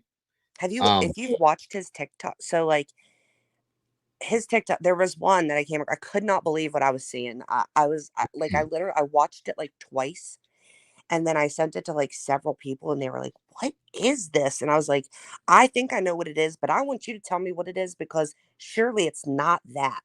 Mm-hmm. Right. And it's literally him and the girlfriend. The girlfriend's holding the phone, like on her knees on the bed, and he's behind her with a scream mask on, having sex with her. I'm not joking. I'm not joking. Oh my I, God. I'm not joking. On TikTok. Good How does he have a Jesus. job? Yeah, this is a CO at a prison, folks. That's not no. That's See, that's what I'm talking about. These people feel that they can get away with whatever they want, Yeah. and they do in some senses. And I want to know, just like Sleuthy's saying, how and why is this okay? Why? Just Yeah. like going back to Judge Gall. I was What like, what is what? what arm is being forced on this? What hand is being forced? And it's to that extent. I've never heard of that. That's crazy. I Dude, believe I you. couldn't I believe believe what you. I was watching. I'm telling you, I watched it several probably half the views are me. How Either me how watching or sharing it with other people, because I couldn't believe what I was watching. I mean, I can't either, but I do at the same time because this is how far this has gone. Okay. Oh yeah, this is the other one that you were I mean, talking. even like the girls, like the advertise for like their OnlyFans accounts. Like it was just so extreme. I was like what? And what is the purpose of this? Mm-hmm. And this right here, this Yeah. right here. So Patrick Westphal was shown this picture, and he was like, Mm-hmm. "I don't think that's Brad. I don't think that's Brad." Well, Really? I well, do. uh, well. Either Brad's in the photo or he took the photo. This That's ritual Brad. was happening with him. This is Brad right here. Okay. He said that it looks like um I don't know why it's skipping. I know who these people are. They're not. They have a name, specifically a name I asked him if he was a part of, and he told me no. The heathens. No. Oh, you mean like a group name or name personal Yes. names? Yes. Like I know I asked him if he was part of Sons of Odin, and he said no, but no, this isn't Vinlanders either. This is Whoa. I know what you mean, and I can't. Oh my God. oh, you know what? I have the transcript. Shit. Well, we talked about that not that long ago. I'm gonna feel so dumb when I see it. It's a big group, like a one that people know. I just don't know why it's escaping me right now. Not the Masons, right? No, it's watch, somebody's gonna get it just as soon as I pull it up. I think it was the second interview. Yeah, that's Brad and Patrick in there. So, and guys, like it's just Brotherhood, Airy. Oh, are you talking about the? No, they're not talking about Arian. No. No. Sorry, Noel. My apologies. Now I'm lost because I thought that I had it, but no. But it's like that to where you'll immediately equate it to that. But I just Is it another Norse type name, like Vinlander type thing, or or is it something completely different? oh, well, just because I'm here, um, I'm gonna read this just because I'm here and I'm almost at the end of the thing. But I want you to read this. So he was asked. There's still a lot of questions coming in, so I think that it'll take us probably blah blah blah. How does your club view interracial relationships? And his response was the Vinlanders. Nobody in the Vinlanders had any interracial ordeals, just like a lot of other people in standard society, because somebody doesn't agree with it doesn't mean anything bad about them as a character or person. There's tons of different kinds of bears, but you don't see polar bears going out and being in relationships and breeding with black bears. You don't see red Mhm. flying. You wouldn't be any kind of probate or patch holder if that was the case. Right. And so he was asked, could you be a black person? And he said, no. It was Europeans, man. That's it. There's plenty of all black clubs out there. There's plenty of groups that are all Mexican Spanish clubs. This one was for Europeans. Are you talking about the artificers? Nope. American Guard. The American Bard. Okay, I got you. I thought American Guard. American When Guard. he looked at that picture, he said, those are American Guard people. And then he tried to say that wasn't Brad in that picture. Okay. That was definitely Brad. Definitely Brad. And here's the thing. I have to wonder because he's a Mason, okay, right along with the prosecutor, guys. If you didn't know that, Brad Holder and the prosecutor of this case, Nick McClellan, they're both Masons, guys. That's another issue for me that I have. But I know people. My uncle was a Mason. Okay, again, it is a secret society per se. Okay, but I can't beg to think, or I can't not think that seeing some of the things that have been going on, I don't think they relate or they're supposed to relate to the Masons, okay? But they're using the Masons because of what it is in some senses, possibly. This is just a theory or an opinion, I should say, not a theory or even a fact, but they shouldn't be doing or couldn't be allowed to do certain things being a Mason is what I'm trying to say. Here's the thing. If And it's a Brad problem. Holder can be a master Mason and practice Odinism, then so can't anybody else that's a master Mason. And there it is, folks. He's standing in front of at a Mason's meeting wearing the Masonic Rider's jacket, the cut. Okay. There's the symbols. That's Brad right there. Just so you know. This is one of the leaders, one of the heads of the Masons. So it is deep, folks, in my opinion. Just saying. And it's just not okay. It's not okay. Not okay at all. Thank you, Molly. The ties run deep in those woods. Those boys were grandfathered in. The youngest got out of hand. 100%. I can agree with that. I could see that 100%. That the power goes to their head, and guess what? Especially when the Purdue professor, when it got mentioned that particular things were said, like about being an Odin fanboy, and like, so, maybe somebody that was trying to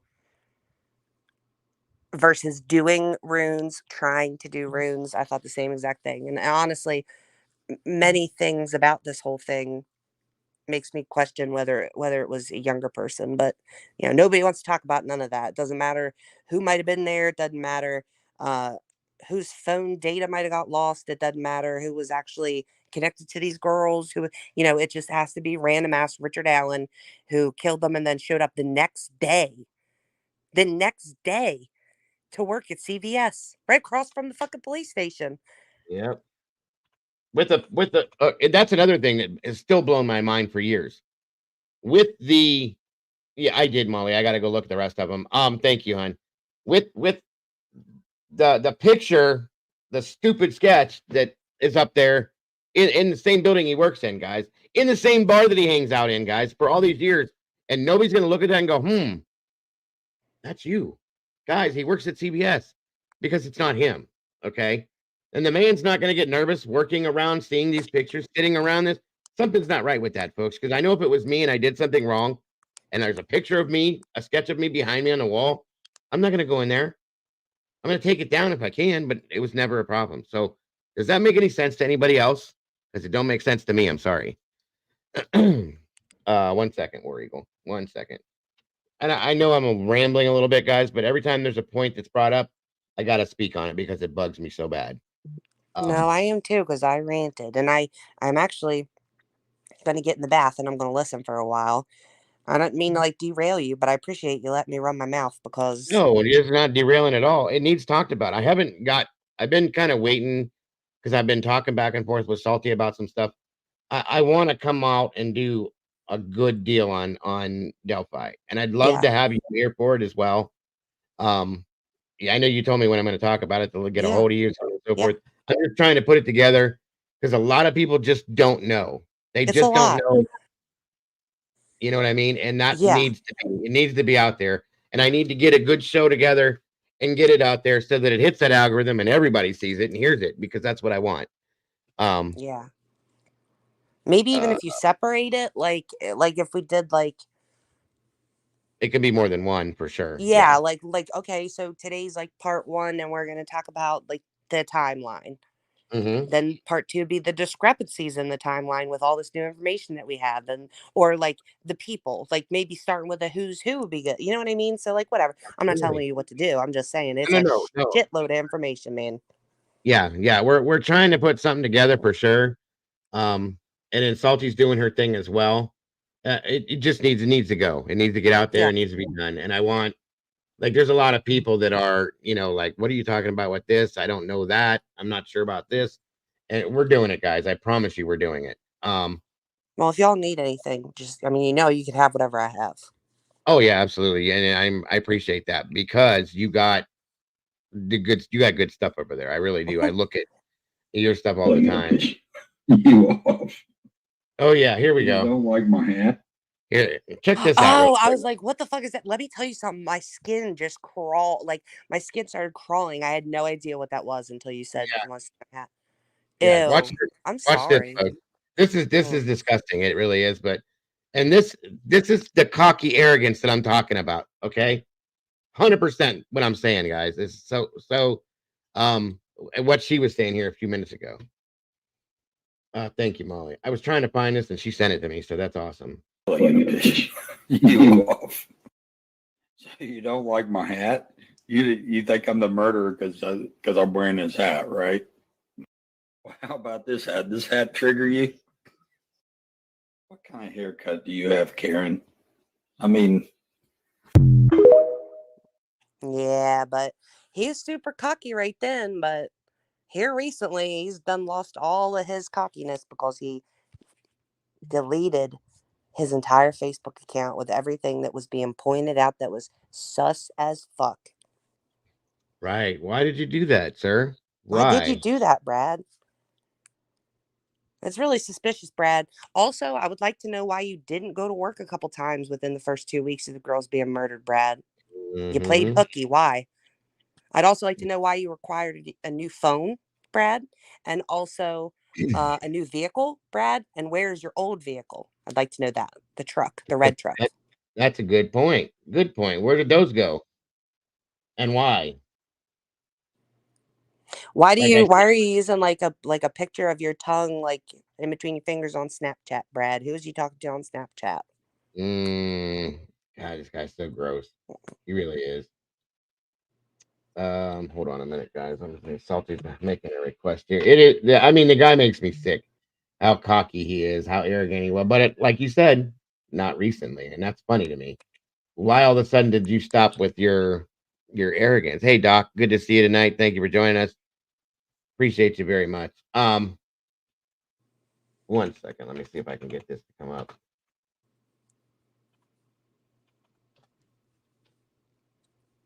Where is it? Where is it? Where is it? Like when he posted about taking his son to his son's girlfriend Abby's funeral, and he was like posted on Facebook that this should be fun because he has to go take her to Delphi to go to a funeral. Why is any of the just like this past video that we just watched? Why is any of this funny? Why are you making a joke out of this? Okay, because it's not. But that shows the ignorance, the arrogance, the disgusting nastiness of these people. This person in particular, and I'm telling you, I in my gut feel like this is the man. I'm sorry. And if I'm wrong, I'm wrong. I'm okay being wrong. I've never had that issue ever in my life. If I'm wrong, I'll tell you I'm wrong, but I can't get away from it. Ever since I'm here to tell you that because there is all this like leftover stuff that wasn't figured out, and he was see, when they found all this other shit, they had already cleared him. So a lot of the shit didn't even get looked into. Okay. Mhm. So I'm sorry, but you're going to have a problem. You're going to have a real problem. And what makes me angry about that is that really is going to be doubt for the jurors. It really, really is. And what makes me angry is either somebody else been walking around that's responsible, and I'm sorry, but if Richard Allen gets off, I don't see them going after They somebody won't. else. They So won't. that would mean that someone got away with murder forever. Mhm. And or if Richard Allen did do it and you left that out there as reasonable doubt and he doesn't get convicted because of it, I'm still fucking mad. You know what I mean? Yeah, and that's where we're headed at this point. You're welcome to jump up here, and if you want to as well, Golf. If you have anything you want to put out there, please do. I'm got you, Salty. I'm looking right now.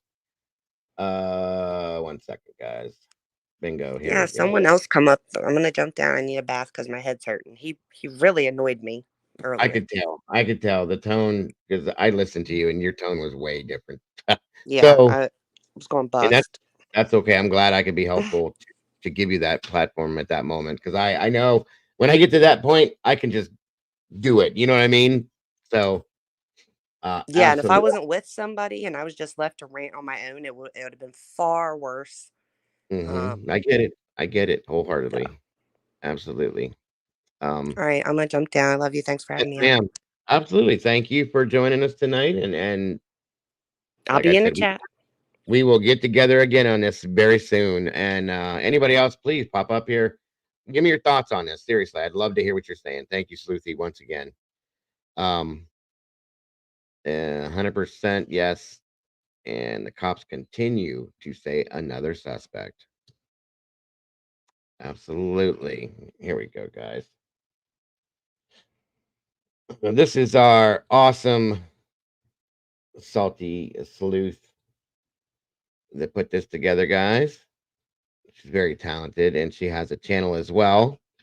If we could put the link in there for that channel, guys, please go check out this channel. Please, if you will. Give me 1 second here. How about this? Does that trigger you? America is a nation of detectives today, trying to identify the suspect in this photo and this voice. How about this? Does that trigger you?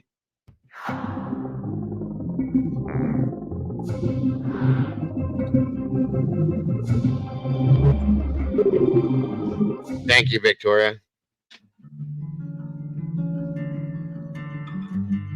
Oh, hold up.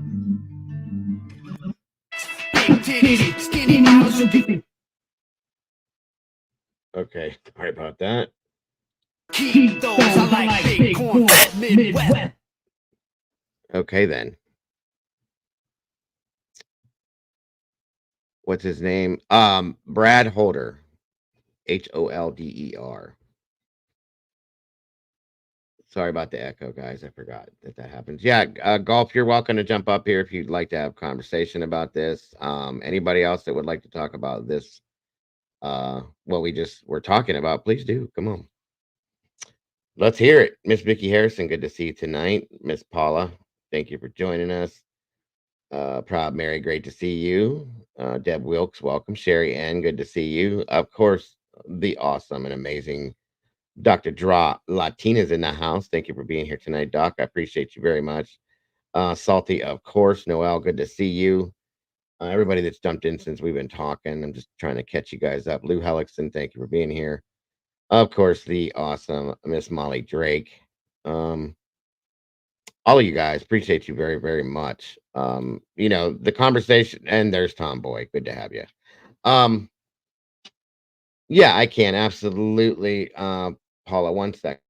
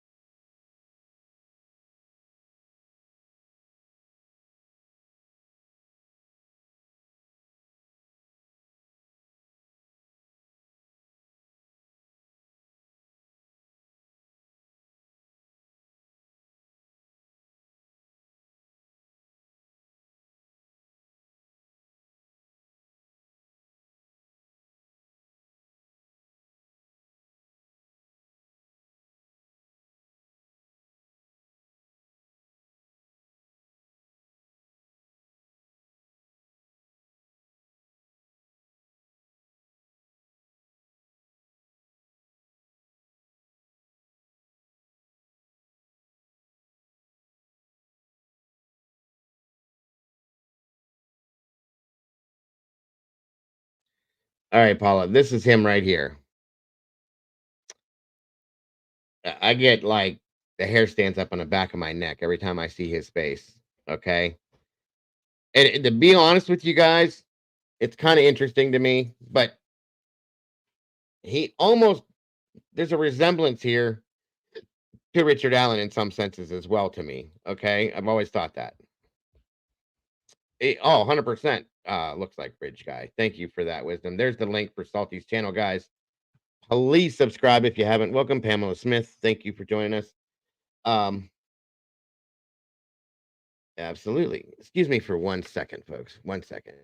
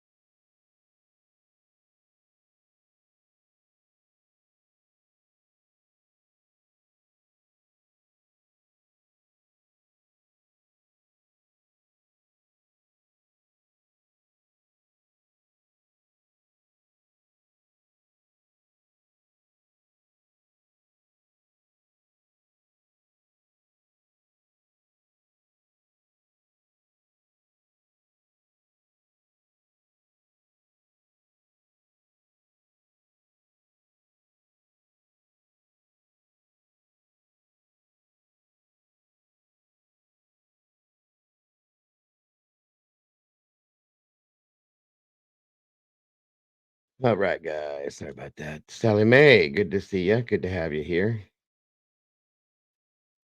There's the link again. Thank you, Sherry. And welcome. I did see you, but I don't think I said anything. Nobody else wants to join me, huh? It's all right. I got you. Thought he was guilty, but was not completely sure. Now I have a lot of doubt. You know, and I need to make something clear, folks. When we talk about this the way we do, it's not because we think that Richard Allen is innocent of this, and that goes for. I'm speaking for myself as well. I know for a fact I'm speaking for Salty as well because she's never said that. And I know that Sleuthy has said the same thing. Okay, we're looking at it because, or saying the things we're saying like it because it just doesn't match. Okay, once again, I hate to do this. It is lonely, Victoria. I'm definitely not at the top, but that's okay. People talk about, I hate using this as a reference, but that seems to be what everybody knows. People talk about like the Idaho PCA having holes all through it, right? It may be overwritten and it may have its issues, but it's not like this, guys. The PCA in this case is Swiss cheese, real deal Swiss cheese. It's a joke. There's nothing about this case. If you're going to learn if you don't know it, I'm telling you, because I'm about to do it and do it up good. I've just been doing as much research as I can to kick, because I didn't start off with this case when it came out. I just didn't. I followed it years ago. I knew about it. I knew what was going on, and I refuse to come at you with the speculation that I have produced when I do, because it's all that we have to do when we talk about Idaho. I will not do that with this case, because this case is just, there's so many facts in this case that are out there at this point that we have, that I have no reason to do that. And I'm not going to do it because it's that bad. It's that bad. Okay. And I absolutely agree, Sally. I should have just put this up for I didn't expect this, but that's okay. I want this to happen because it needs to happen more often.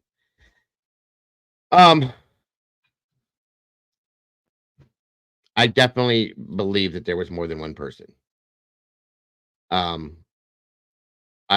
wholeheartedly feel, because there's two victims. I do believe that where the quote unquote crime scene is not the crime scene. I believe that's the staging scene. I believe that they were unalived in a different location and brought there and staged to look that way for that reason. Okay. That's my true belief in this. Just letting you know. And no matter what anybody tells me, they're not going to change my mind unless you show me some form of proof that tells me that what I believe is wrong. That's how I feel. Yeah, the judge denied a motion to suppress evidence found in the search warrant. Why? Every motion that comes through this judge, except for one, and I was surprised that even went through, Judge Gall has denied everything. Everything. Salty is absolutely correct, except for the trial, the motion for trial. I do believe that was approved recently. Okay. Unbelievably to me. But that's the only thing. She denies everything. Everything. Why? That makes no sense. And she's supposed to be there for him. She is supposed to be there to protect him based on what the Constitution reads, folks. She's not doing that at all. Okay. She, in my opinion, blackmailed her attorneys into recusing themselves. I call it blackmail. You may call it something different, but I don't. Basically telling them that if you don't leave and recuse yourselves from this, I will blast you and you'll have no choice. Who does that? She just does that in a private meeting with these guys in the background, then comes back out and acts like a surprise. It's, oh, we have a turn of events, folks. I'm sorry, but bitch, you knew what you were doing. And I'm sorry to talk that way, guys, but that's where I'm at with this at this point. It's insane. 100% insane. And anybody else that looks at this case, I don't know how you see it any other way, guys. And that's the other thing, of course. Imagine that. No cameras or recordings of the upcoming trial. Why? What are you hiding? Honestly, why? It should be public knowledge. It happened to a community, in a community. This is our legal system. This is our judicial system. We have the right as the people, we the people, to see what goes on. Why can we not see this hearing in this trial? Why? Just saying, guys. Makes no sense to me. None at all. 1 second, guys.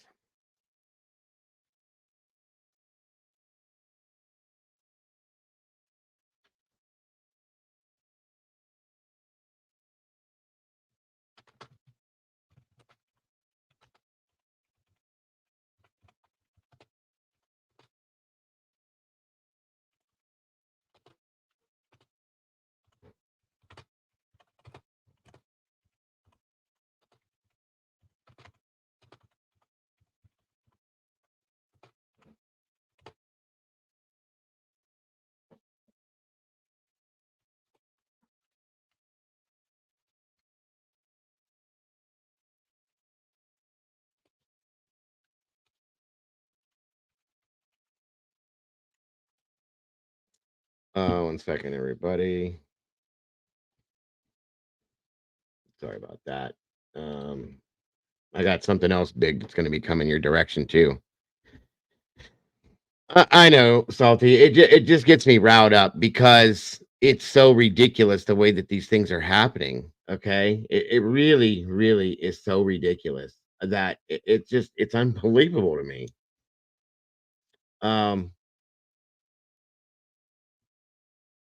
Hold on here.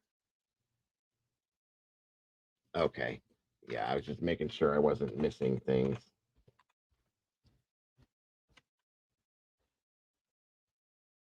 Hold on a minute. Okay. It absolutely should be.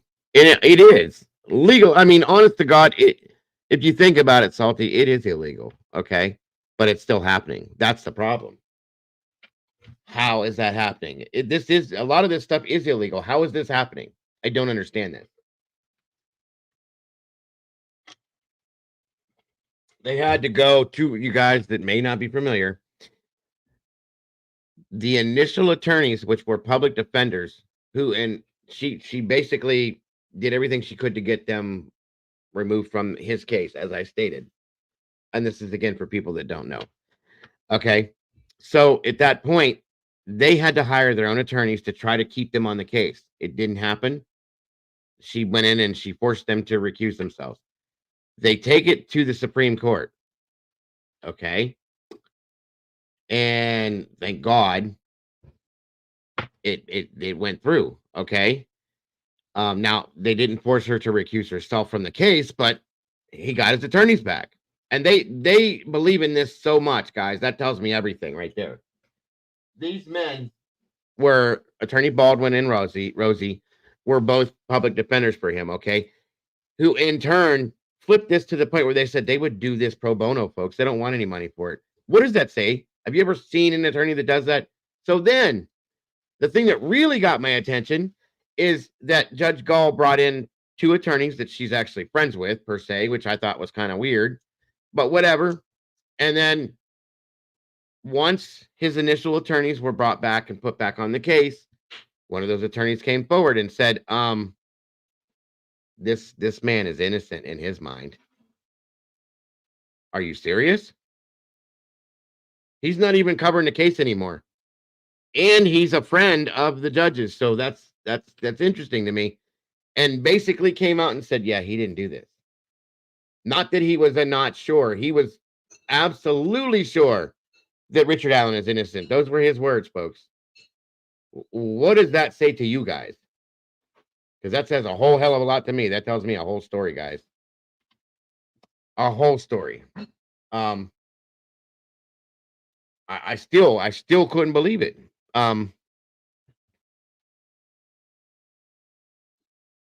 Let's see here. Let's go back to this too. Something else that's bothered me. There were 3 officers from the beginning of this, when this actually started, that kind of they felt some kind of way about this. I'll put this in layman's terms, and they kept investigating this. Okay, they knew about the odonistic side to this, blah blah blah, so on and so forth. They believed in that. Okay, and they stuck with it. The only three, they stuck with it. Okay, and how about one of them ending up being murdered by a corrections officer from a prison, folks? Nobody here thinks that's strange? Nobody? Come on. There's things like that that are going on in this case that are like, what? And then going back to the main reason why the judge tried to say that the attorneys were not fit to be Richard Allen's attorneys. Okay. Right. The interview is deleted. Go missing. There's another big one. Hey Josie, good to see you tonight, hon. Was the fact that some crime scene photos were leaked. A gentleman that used to work for Attorney Baldwin, that no longer did, decided he wanted to go meet up with him for out of the blue. Goes to the firm, the law office, and as he's waiting to talk to Attorney Baldwin for whatever reason that just came out of the blue again, goes into a conference room, finds crime scene photos, takes pictures of them, and then he leaves with them. And then they get leaked through a YouTuber and somebody else, who in turn also, one of them takes his own life. Wild, right? Okay. So then in turn, the judge says, well, you're unfit to be his attorneys, Attorney Baldwin, and then, of course, Rosie, too. Okay. So we have that going on. Yes, but it was an ex-prison guard. Sorry. Thank you for correcting me, Salty. Guys, this is shit that movies are made with. Tell me that it's not, but it's really happening. It's no bullshit, guys. Come on now. Does that make any sense to anybody?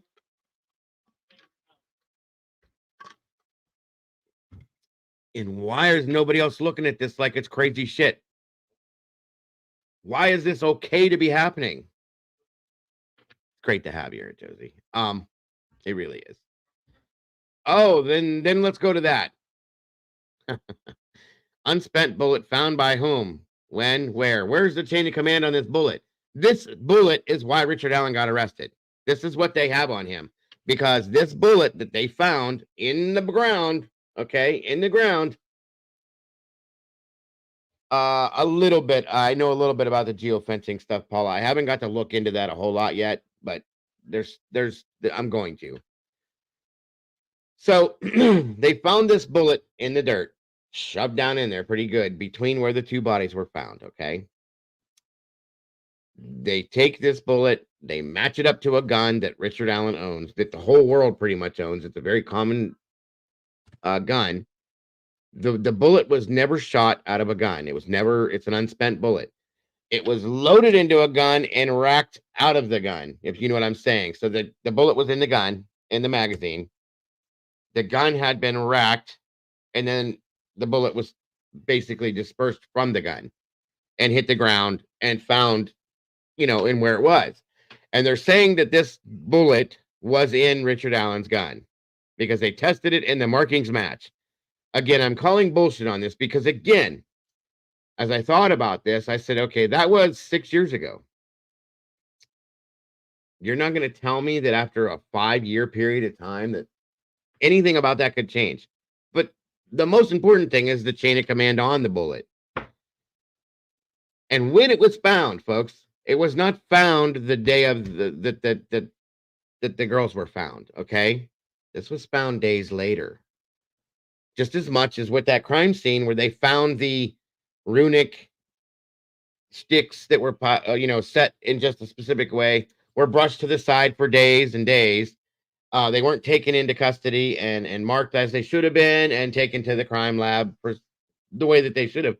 They were just kind of thrown off to the side as they cleaned up the crime scene and moved on and came back for them days and days later. How much of this is unprofessional to you guys, by the way, that you've heard so far? Yeah, I want to do the geofencing stuff and go over that. I like the scientific side to some of this stuff too, guys, and it's very important to understand that, to be able to understand some of the stuff that's going on. You know, hey, JC, good to see you, dear. So yeah, we're going to absolutely going to cover that. The ones who are looking at it, we're looking at each other 100%. Yes, I have heard about the YouTubers that are being accused with the interference in the case, 100%. I just heard about that recently. And that's the other thing. Thank you, Salty. And that it was a preliminary test done by the state. That's the other side of that with the bullet. All of this stuff, guys, is a joke. Every bit of this is a joke. None of it makes any sense. So how is it happening? How is the government allowing for this stuff to happen? And again, understand something, and Salty can attest to this. She's right here. We are not saying that we think that Richard Allen is innocent, okay? He very well may be, but he very well may be guilty as well. The problem is the way that they're coming about this. How did you get Richard Allen's name? Okay. And yeah, the bullet was found between where the bodies were. What are we saying, Sally? If Dago wants to say it's his channel. Did you hear about the YouTubers event? I'm not gonna throw names up or anything like that, but yes, I heard about that, if that's what you mean. I'm not, and what I'm doing is I'm not interfering in anything. I'm giving you information that's already out there, folks. That's all I'm doing. And these are it's based on factual information that they're putting out for everybody to see. So that's all I'm saying. Because it needs to be seen and heard, guys. Again, this is our legal system, our judicial system. How did you get to Richard Allen? That's what I want to know. We heard all that in Idaho. How'd you get to Brian Koberger? How'd you get to Richard Allen with that stupid bullet? I'm sorry. With the fact that he was there, supposedly. Okay, great. He confessed to it. I just don't care about that. I'm sorry. I don't. That's another thing. I've heard that recently. Hey, Heather. Doug Carter, who is in charge, big wig at ISP, said he was surprised he was arrested. How about that?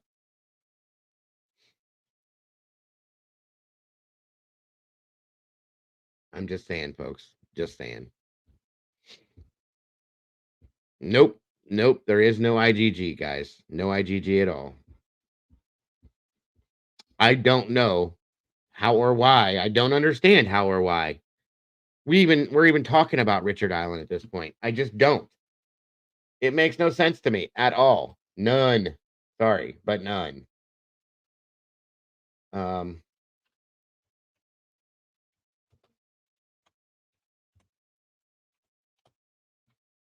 Messy's not even close to good enough to explain it, JC.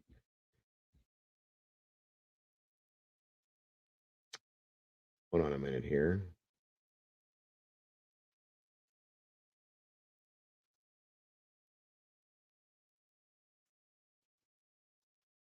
I just saw this yesterday morning. Oh, yeah, here we go. I wanted to show you this real quick, guys.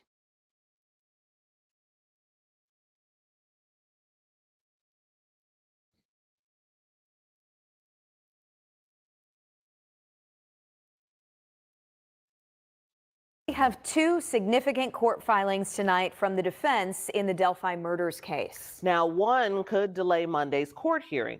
The other challenges the evidence that led to the arrest of Richard Allen. Rich Nye spent another day reviewing these court documents. And he joins us in studio tonight to kind of break down what the defense says is additional evidence that they only recently received. Yeah, we'll start first with this impending court hearing on Monday. The defense has now filed an emergency motion asking for that contempt hearing against the public defenders scheduled for Monday in Allen County to be pushed back.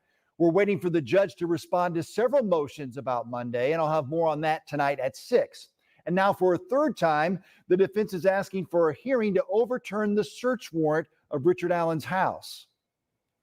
The defense says newly discovered evidence supports yet another request for a hearing to show that the search warrant for Richard Allen's home was obtained with false or omitted information.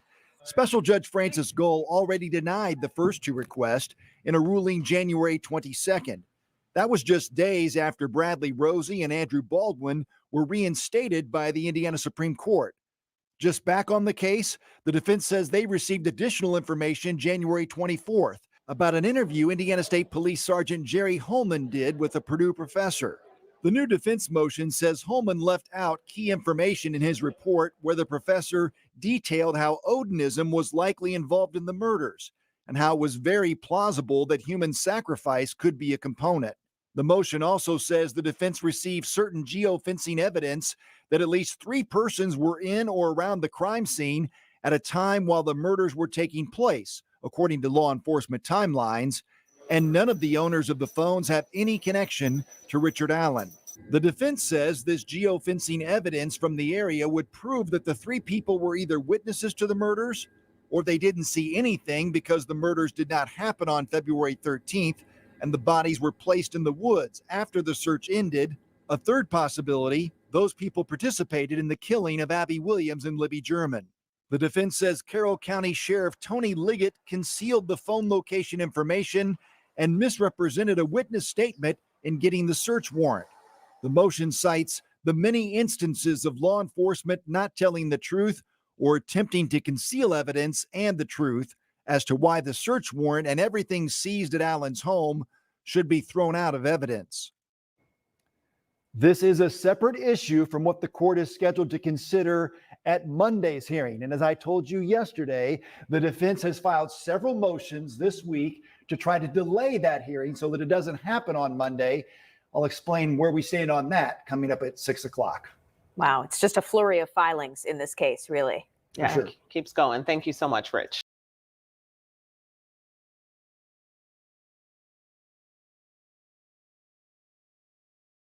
What a damn mess. Okay, that's what I'm saying, guys. And the sad part of this, the whole thing, is that unfortunately, because of all this bullshit, a lot of people, not everybody, and I know most people don't, a lot of people are forgetting why we're here in the first place, and that's true justice for Abby and Libby, guys. Because they've made such a mess of this that nobody has the ability to see anything or see past what we're seeing here, because it's ridiculous. It is ridiculous. It is the most unrealistic thing I've ever seen in my life. And if you told me and I didn't see this, that this was going on, I wouldn't believe you. I wouldn't believe you. Who would? Okay. It doesn't make any sense at all. Sorry, but it don't.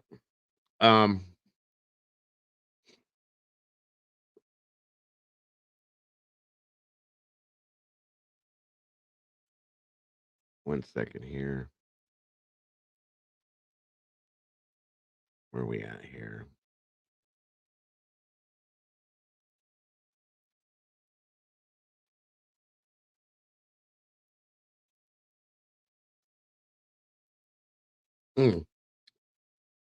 This is what I wanted to show you guys. Oh, wait a minute. We've watched some of this. Some of us have watched some of these videos, but some of you haven't seen this.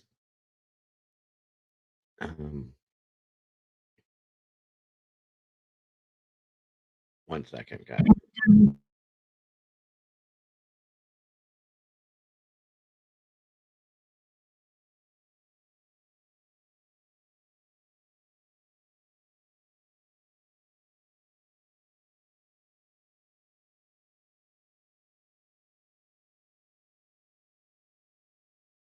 Sorry, guys. This to me was one of the most compelling things I've seen. And I don't know how many of you guys have seen this or not. I think a lot of you guys may not have. Yes, innocent or guilty, every right along the way has been violated. The Constitution was used for as toilet paper in this case, as far as I'm concerned. Okay, we're going on 7 years with this, JC, or more, maybe a little bit. Yeah, it's been a long time. Period, from beginning to now. 1 second here. Give me a second. I know some of you have seen this, but there's certain things about this that kind of throws us all together. But I want you guys to see this real quick here. For those of you that aren't familiar, just to kind of give you a quick wow moment, okay? I know a few of us have seen this multiple times and probably getting tired. I'll never get tired of it because it was compelling to me in some ways. All right, hold on a minute here.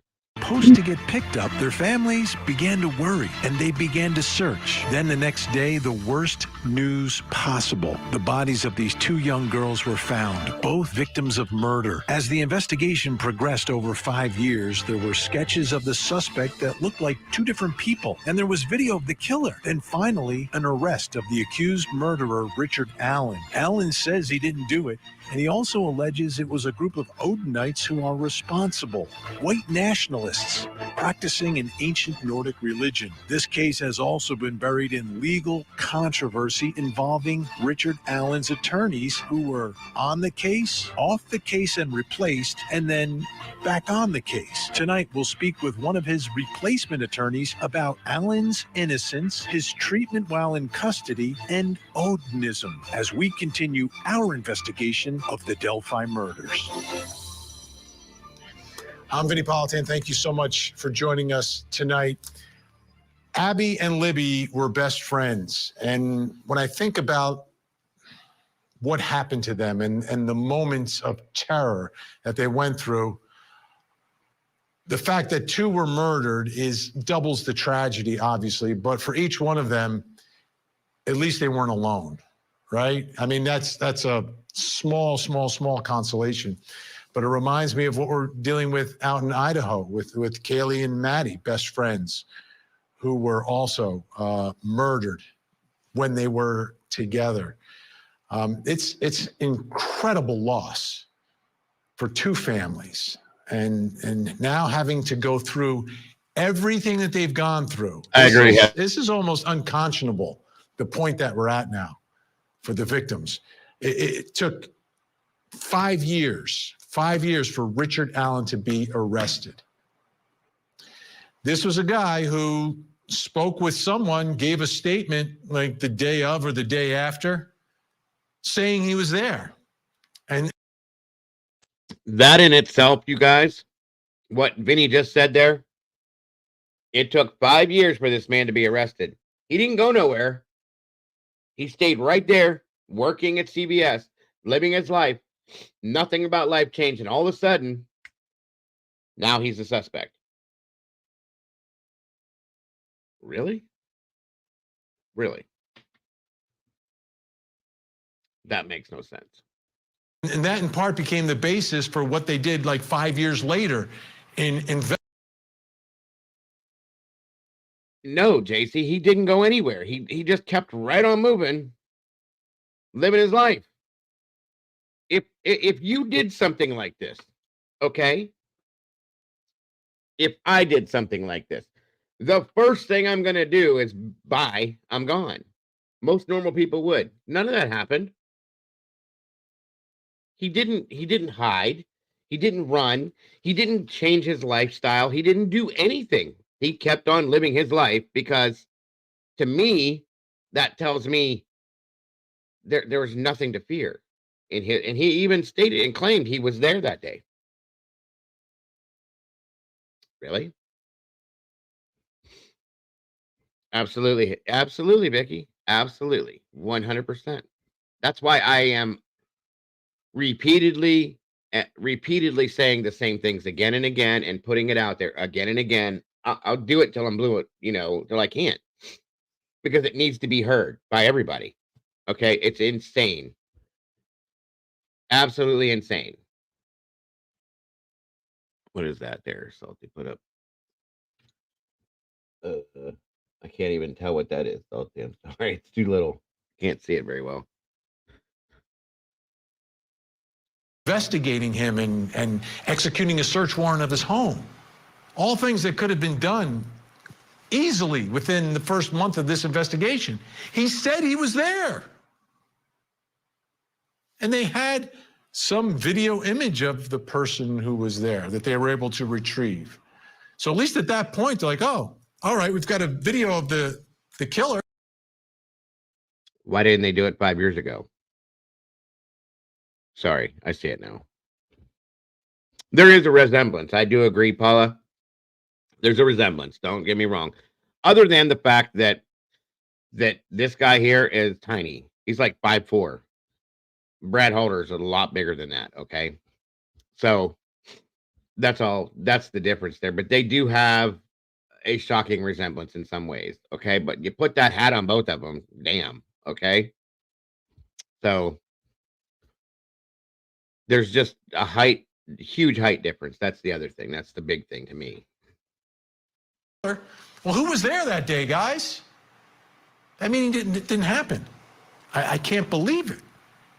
But he's been arrested. Now, obviously, he says he's completely innocent and did not do this. And he gets the presumption of innocence. And his original attorneys, who are fighting tooth and nail on this one and also believe in his innocence, are back on the case, Baldwin and Rosie. These two guys have been very aggressive in their defense of Richard Allen.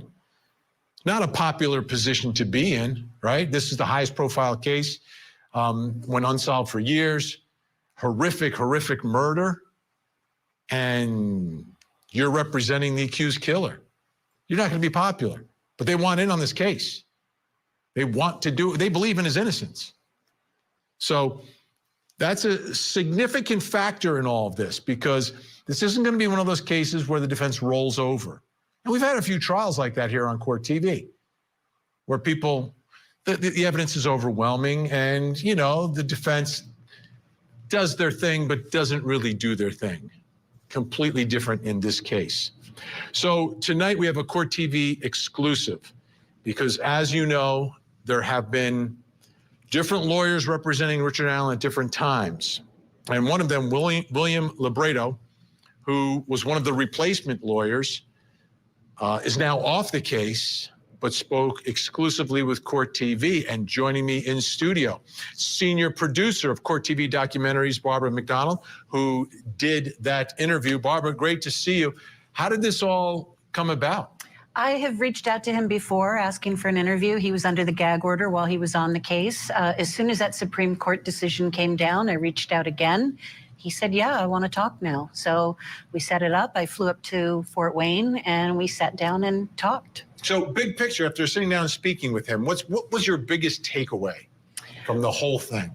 How I think bothered he is by this case and the treatment that Richard Allen is receiving while he's being held in a maximum security prison pending trial, the role of potential odiness in this case, and he believes that Richard Allen is innocent. Wow. Okay, so let's do this. Let's get to that interview. The folks at home like, Vinny, will you play the interview? Yes, we will. Let's take a listen. Now, this is the part where you're talking about his innocence, yes, right? And folks at home know the difference in our legal world between believing your client's innocent and believing that the other side doesn't have enough evidence to prove that he's guilty. Those are two different things. Two different things. He believes he's innocent. Let's take a listen. Bradley Rosie and Andrew Baldwin issued a press release not too long into their getting the case, and they said they believe that Richard Allen is innocent. Do you have an opinion on that? I do. I don't think Mr. Allen had anything to do with this. I honestly don't. Now, what I believe, nobody cares. Now, he's not saying that he thinks that Richard Allen and some other people did this. He's saying he doesn't think Richard Allen had anything to do with this. Nothing at all. That's what caught my attention. Oh, I agree with that, Heather. I do. And there's so much of it. It's so bad. So bad. This attorney says 5'6", they do resemble each other. Both interviewed early. Allen placed himself at the bridge. Tip buried for 5 years, and Holder interviewed and deleted. Is he the real bridge guy? I would like to think so, because that's what my mind tells me, folks. I just got to tell you. My job would have been to convince 12 jurors of that. You're a defense attorney, so that's your job to sort of say your client is innocent. Is that something you say about all your clients? No, and rarely do I believe it. But in this particular case, I believe it 100%. And what convinced you? Conversations with him, the fact that he lived in this very small community that's not much bigger than a high school. He worked at the CVS in Delphi. The police sketches are hung up in the CVS. The bridge guy picture is in the CVS. And in 5.5 years, no one comes into that store and says that kind of looks like you. Do you see what I'm saying? Nothing about this man's life changed in 5.5 years. This stuff was all over this town. And now, all of a sudden, here we are. No worries, Bobby. Thank you for joining us tonight. Does that make sense to anybody? Because it sure as hell don't to me. And this guy, he's not gaining anything from saying this, you guys. Nothing at all. Nothing. He's no longer the attorney. He doesn't have to care. Okay? Just like the two attorneys that are there that said they do this pro bono, they don't have to care. But you know why they do? Because unfortunately, folks, we're human beings and we're made to have conscience and morality. Okay, it just happens. And when you see something happening like this, you don't have a choice but to say, it wasn't him. What's up, KT? What it do? Reasonable doubt is no joke. Absolutely no joke with this, folks. Period. And I don't know if this has any relevance. And, you know, I'm not a conspiracy theorist, but an arrest was made 24, 27 days before a sheriff election. Just my humble opinion that played some kind of role in his arrest. And he hadn't moved. He hadn't changed his story. No facts or evidence have changed, to my knowledge, that brought law enforcement back to him 5.5 years later. He has no criminal record. They raided his house, took all of his social media. There's no ties to this Odinistic cult whatsoever. He didn't even know that there was Odinist in Delphi. He had never heard of it. Just a lot of things don't make sense. Of all people that they pick for this, they picked the one with zero criminal background. Really? 100%. Brooklyn, welcome, by the way. Yes. Holder's son, Logan, dated her. Okay. Put 2 plus 2 equals 4, folks. Wholeheartedly. That's all there is to it. 2 plus 2 equals 4. Very simple. Let's go easier. 1 plus 1 equals 2. Do the math, guys. You know what I mean? Bradley Rosie and Andrew Baldwin also said that that there's no electronic evidence linking him to the crime scene or the girls, and that there's no DNA of his at the scene. So this man murders 2 girls, and leaves no DNA, no sweat, no blood, no nothing. Nothing that pertains to Richard Allen was at the scene at all. Except for one bullet that really makes no sense. That has no chain of custody. That has basically no proof of anything that has anything to do with it. Hey, City, what's up? Good to see you guys. Thank you guys for jumping in. Appreciate you. Come on in, guys. Hit the like button on the way through the door, if you will. Take care, Paula. Thank you for joining us tonight. What are the ties between Odinist and law enforcement? Rather, what do they have on law enforcement? You know, I can't answer that question, Sally. But there's something there. There's something in that question, okay? I can't answer you right now. I just can't. But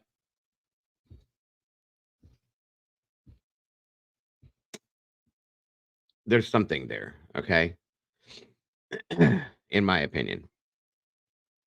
Yeah, Brad Holder's son dated one of the girls. But so there's no connection with them at all, according to him. Bullshit. Sorry.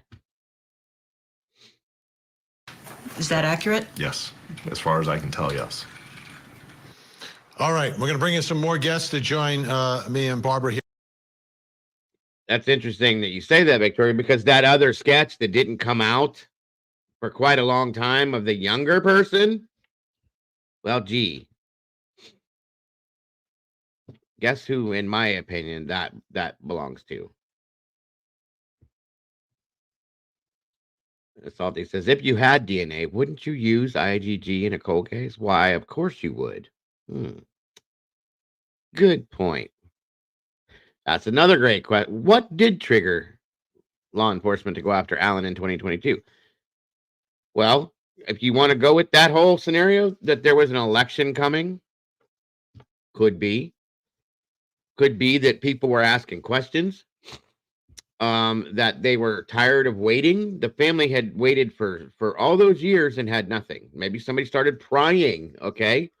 Maybe somebody started prying. There were 3 police officers, like I said, that were still pushing and investigating in some senses along the lines. Well, maybe somebody found something, said something, saw something, heard something, and something was brought up, and, well, we got to do something now. It could be anything, guys, but it happened. Wow, I froze that in a bad way. Sorry about that. And that's the thing. Small town ties run deep. 100%. I live in a small town, folks. Salty lives in a small town. We see it every single day. Not like this, but it does happen, you guys. I still can't get over any of this. This still blows my mind. Real attorneys with good reputation aren't going to put their lifestyles on a line by standing up for a client they have been removed from. Exactly, Bobby. That's the point right there. What attorney would go pro bono and then put their reputation on the line to defend a man that could have committed this crime if they didn't believe in the scenario? Do you see what I'm saying? Think about that for a minute. That's huge to me. That's huge to me. This is these attorneys, Rosie and Baldwin. This is their career, folks. Their life. Okay? These men didn't go to school to get their legal license or their law license. I'm sorry, to practice law, to just lose that license and blow their reputation out of the water. Come on now. They found the tip taken by the wildlife officer. There you go. Let's move on. Here joining us in Orange County, California, the author of Forest for the Trees, a book about the Delphi murders, investigative producer Chris Todd. And in Salt Lake City, Utah, retired police commander, religious cult expert, host of the Profiling Evil podcast, and the author of the book Deceived, an investigation into Zion Society cult. Mike King is here. Barbara, I'll start with Barbara, though. I'm going to ask her a quick question. The fact here that you're asking him about, he believes in the innocence. What was the sense you're getting in the room with him? That he felt that. He was very sincere, I thought. His answers were careful and deliberate, but I thought he was sincere and he believed what he was saying. Chris Todd, you investigated this thing. One of the things that he points out, for 5 years, the pictures of the sketches of the killer, that don't look alike, but that's another story, right? The picture of the actual video grab are in the CVS where this guy's working, and no one's putting 2 and 2 together. What are your thoughts about why the arrest of Richard Allen in that time frame? Well, we've talked about this before, and I don't believe Richard Allen is Bridge Guy. And I believe that's what we're all talking about here, is how would no one recognize him, his voice, his body type, his height. How would nobody know that it's him? I don't believe he is Bridge Guy. I've stated who I believe that is. I'm not going to say it this second, but I do believe Richard Allen is involved. I just don't think he's on the bridge. And that gets us to a whole nother place, right? That he's not alone in doing all of this. All right, Mike King. Here's the evidence, right? Because he's arrested because they believe they have evidence in the case. It's not like, let's just, hey, he's at CVS, let's get that guy. Richard Allen told police he was on the trail the day Abby and Libby went missing. Richard Allen's description of the clothing he was wearing that day matches the clothing of the suspect in the video on the victim's phone. A vehicle resembling Allen's 2016 Ford Focus was observed near the trail around 1:30. And the Indiana State Police Lab determined an unspent round found near the victim's bodies had been cycled through Richard Allen's Sig Sauer model P226, which apparently he kept for all those years, according to prosecutors. Your thoughts about the strength of that case based on that evidence? I think that it really is important and really strong, Vinny. I mean, you got to take into account how can all these things happen? And we've talked about circumstantial evidence in these kinds of cases before. And I don't know whether Richard Allen's responsible for this or not, but I do know that you just named 5 things that are incredibly coincidental that he would happen to be in the same place at the same time. And when we get to see the ballistics on this unspent round that was cycled through, I don't know if that means that it's an artifact of scraping on the sides of the cartridge itself that is the artifact. If there was an actual attempt to fire that bullet and there's indentations on the firing pin, but it was a misfire, it's going to be really important when that thing comes into court and there are both sides shouting out at the top of their lungs that is that kind of a comparison is of no value, and others saying it absolutely is. But if you've got markings that gun is the only gun on the earth that will make, and those end up on those cartridges that are found next to the bodies, that's incredibly powerful evidence. Now, I want to put this up on the screen because there is one other piece of evidence I think is something that needs to be explained. On April 3rd, 2023, Richard Allen made a phone call to his wife, Kathy Allen, and this is while he's locked up. In that phone call, Richard Allen admits several times that he killed Abby and Libby. Investigators had the phone call transcribed, and the transcription confirms that Richard Allen admits that he committed the murders of Abigail Williams and Liberty German. He admits several times within the phone call that he committed the offenses as charged. His wife, Kathy Allen, ends the phone call abruptly. Barbara McDonald, what did William Labredo have to say about that?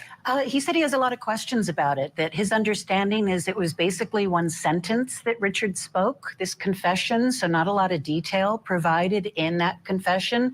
And he says that Richard Allen was receiving medication while he's in prison, both shots and pills. He doesn't know what those medications were. He tried to find out. The man never saw a doctor. Why is he taking medication? Anybody? Anybody at all? Why is there no... Well, they videoed everything in there. Okay, real quick here. Everything the man did was videoed. So why is that not on video? The him admitting to doing this. Why has that not been videoed? How are you on medications in prison without seeing a doctor? How do you not know what medications you're on?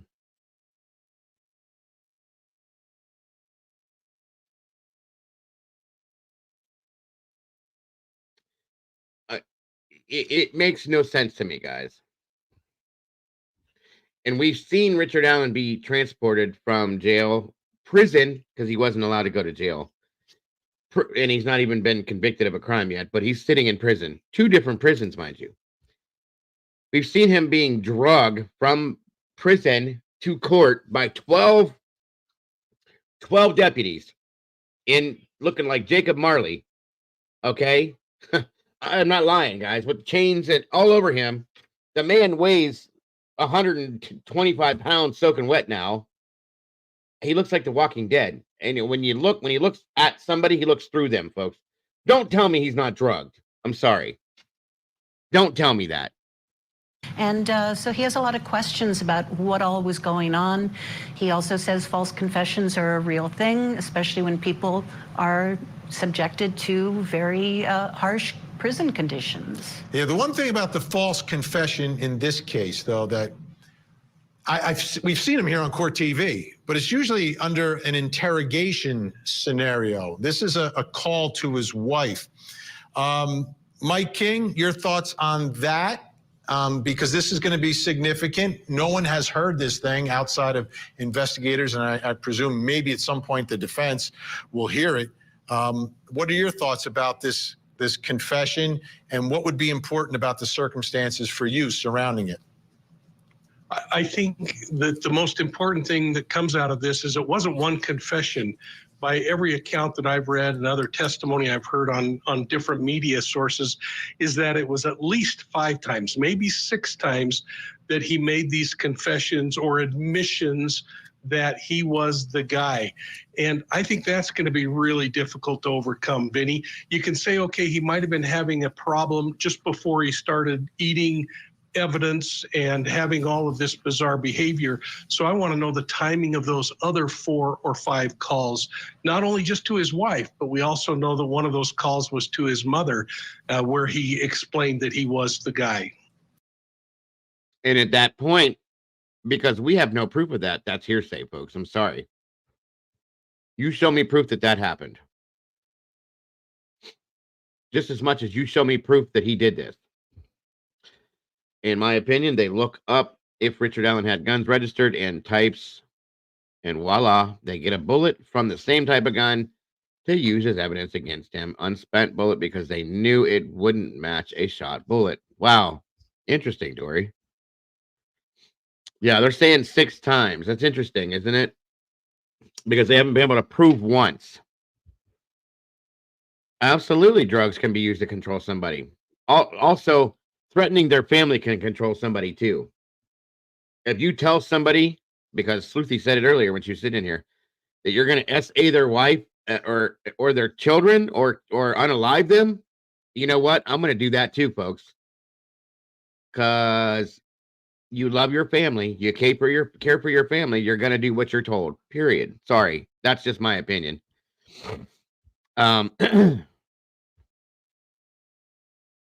In my opinion, I think they could have, in some senses, yes. And that's the other thing too. Vicky's right. Nobody understood that. According to the judge, it was because the judge that motioned and put this through to send him to prison and then recused himself from the case immediately. It was for their own. It was for his. First of all, he said it was for Richard Allen's safety. That's bullshit. And then he said it was for his and everybody else's involved safety. Again, more bullshit. I'm sorry.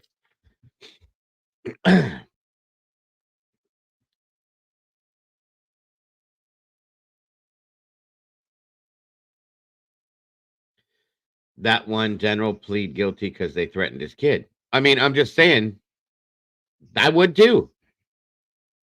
I would too. That's it too.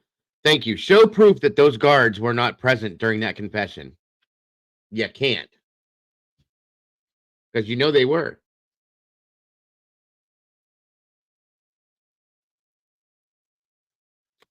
Exactly, Bobby. Threatening me is not a con. Threatening my family is an issue. 100%. 100%. I agree with y'all wholeheartedly, folks. Chris, Todd, what is it about the scene, the evidence, the story, the case that makes you believe it's more than one person?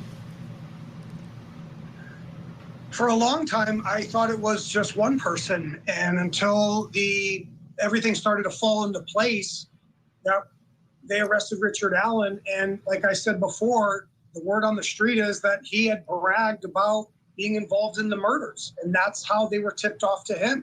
So I always had a hunch there were possibly two people involved, and so I believe that one person is waiting on the property and the other person holds the girls at gunpoint, and they meet together down by the creek, and they go to a location that is not, I believe, is not the crime scene where the bodies were found. All right, our guests are staying with us. We'll continue with more of our Court TV exclusive interview with Richard Allen's former attorney who was on the case and has a lot to say on this. We're going to talk about Odinism. Odinism, that is such a huge theme in all of this. Plus, coming up next hour. In Oakland County, Michigan, high drama in the courtroom. Jennifer Crumbly has been charged with 4 counts of homicide. Depending upon who you ask, it's ancient Norse religion, predates Christianity, where they, Odin is the god, but it's sort of been hijacked by white nationalists. So it has this sort of evil spin-off where it's a legit religion on the one hand by some people, and then sort of hijacked on the other hand by others. So that's what they're saying. This was a ritualistic killing, like a sacrifice. Sick stuff. So Barbara McDonald, Court TV senior producer and a Court TV exclusive, sat down with Richard Allen's former attorney, his replacement counsel, William Labredo. And here's what he had to say about Odinism. You had not heard of Odinism when it first was floated with regard to this case? I honestly thought, I was like, no disrespect to Mr. Baldwin and Mr. Rosie, because they're excellent lawyers. I thought it was hocus pocus. I honestly didn't. I'd never heard of it. And the more I got into it, that's a real thing. It is a real thing, and it's scary. In what way? Well, I believe they sacrificed a girl and killed another one.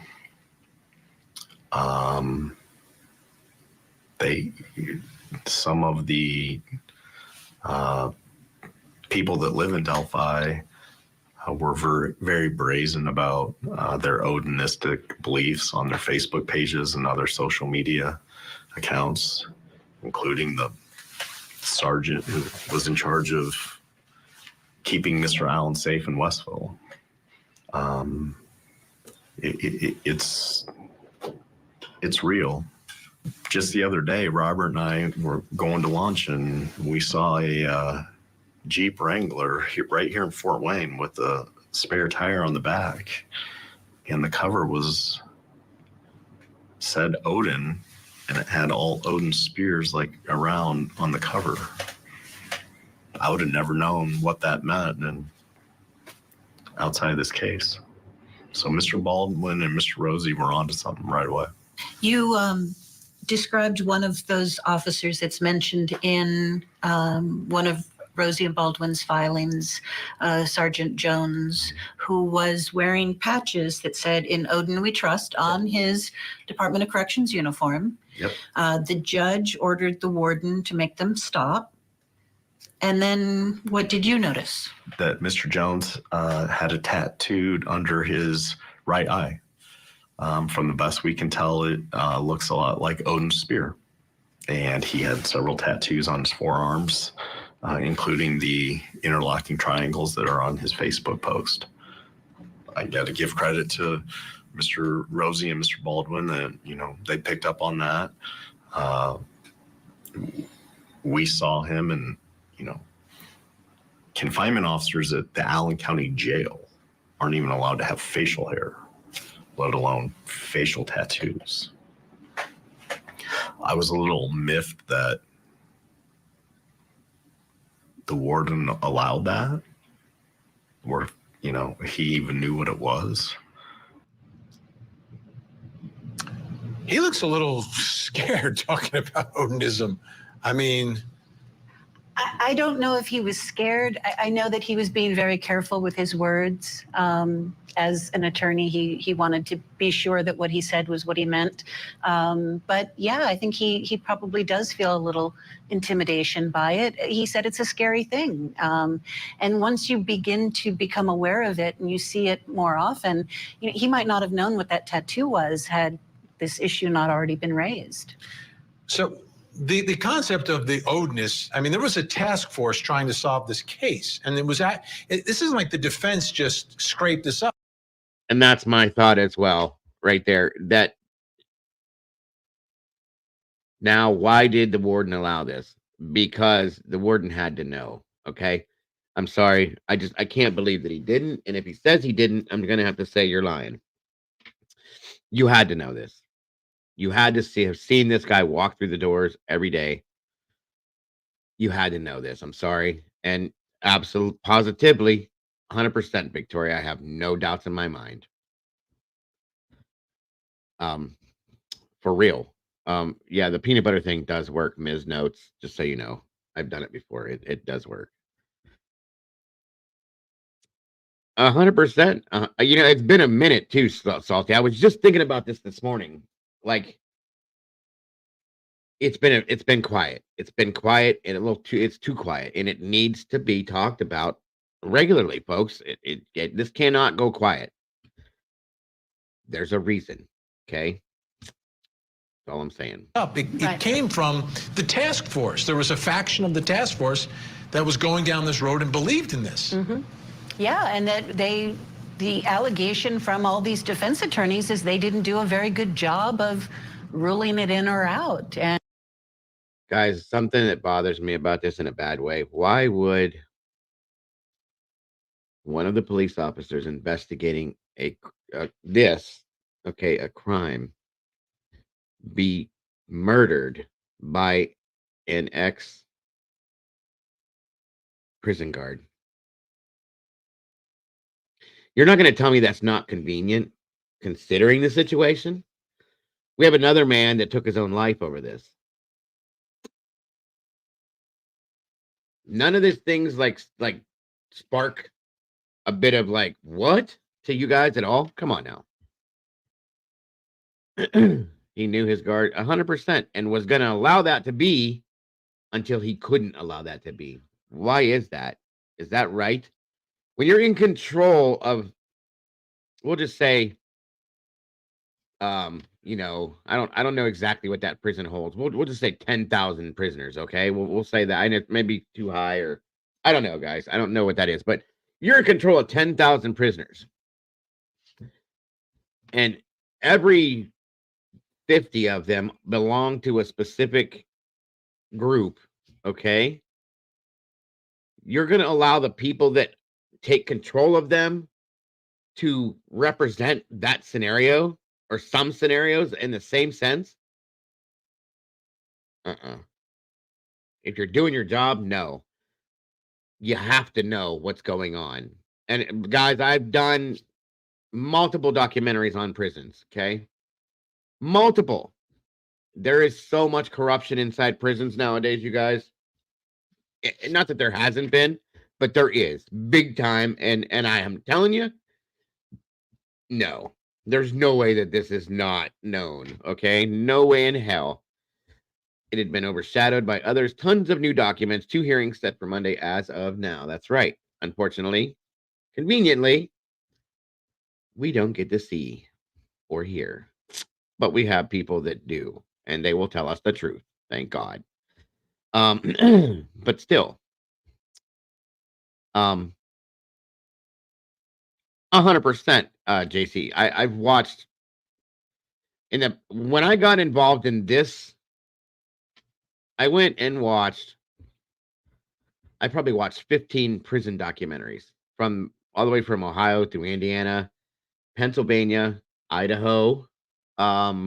Just, and I've watched them beginning to end, beginning to end, beginning to end. It happens, guys. It happens. Guards are on the take, wardens are on the take, prisoners and guards and outside sources are all working together. Organized crime. It is what it is, folks. This is what goes on in our prisons. This is not hard to believe for me, okay? So that's why this wasn't that big of a surprise, and why I've always just basically thought, hey, he knew. That's all. But Sleuthy made a good point. Why did that guard have to do that? Why was he compelled? Once he was told to remove these patches from his body, why was he compelled to put it on his skin to where it can't be removed? Why? Is there something strong-arming that situation? Just saying. Overshadowed by a careless photo leak after a year of slow leaks. Now it's messy, damn it. The victims are the story. Absolutely. And you know what, guys? I hate saying things like this. And this is a strong thing to say. But at this point right here and now, I'm not going to say that the prosecution is not sideways on this. And if you know what I'm meaning when I say that. I absolutely feel that the prosecution is sideways with this at this point in time. That's all I'm going to say as far as that goes. And that there were people who had ties to Odinism who should have been checked out further and weren't. All right, let's bring back in our guest, Chris Todd, investigative producer, Mike King, religious cult expert. Chris, I'll begin with you. I get back to this conversation about Odinism. It's going to be the prosecutor himself, one of the lead people on this, Nick McClellan. Go look at him, folks. I'll show you about him here relatively soon, but if you don't want to wait, go check him out. There's too many things that don't make sense. There's too many things that point at different situations. You got to see it for what it is, guys. It's right there in black and white. A part of this trial, there is no doubt in my mind. The defense has said so much. There was part of the task force was going down this road. Did you come across anything associated with this? Was it on the radar? Very early on, loosely, it was talked about, like kind of rumor mill. But I think this Odin stuff is kind of like Nazism, to be honest. And if you really look at that logo, I see like a swastika almost inside there. So I'm just saying, like, I think it's, to quote the prosecutor, I think it's colorful. And I think it's an interesting way for these defense attorneys to talk about this. But we're looking around all again when we had somebody right in front of us very early on. And then we get to Richard Allen many years later. And it's perplexing. I don't have all the answers, but that's my quick thought on the Odin thing. Now, Mike King, I want to put this back up on the screen, because when you and I first heard about this, we were skeptical.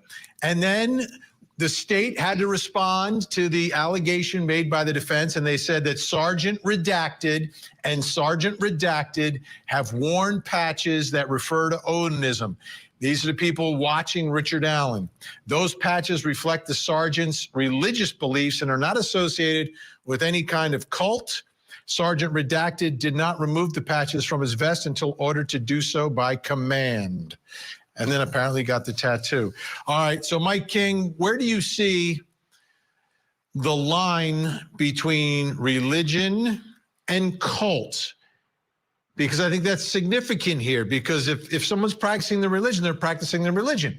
They might believe something different than we do, or something different than their neighbor believes. Everyone's entitled to practice whatever religion they want.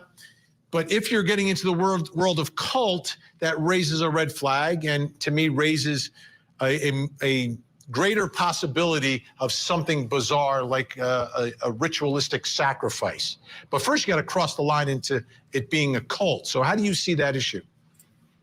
You know, as Barbara interviewed, I thought it was so interesting that the message that came across is every Odinist is committing murders out there, which we've had guests on the show with us here, Vinny, that you've brought in that are followers of this Odinist ideology, and they absolutely repel that idea and say, no, it's a very peaceful kind of a group of people. Every cult I've ever looked at boils down to whether it is coercive in nature or not. And so when you think about mainstream religion, the openness of mainstream religion, sometimes we could argue they're closed in mainstream religion. And then you look at cults, there are cults that probably are not very harmful, like the cults of people that follow the Dallas Cowboys.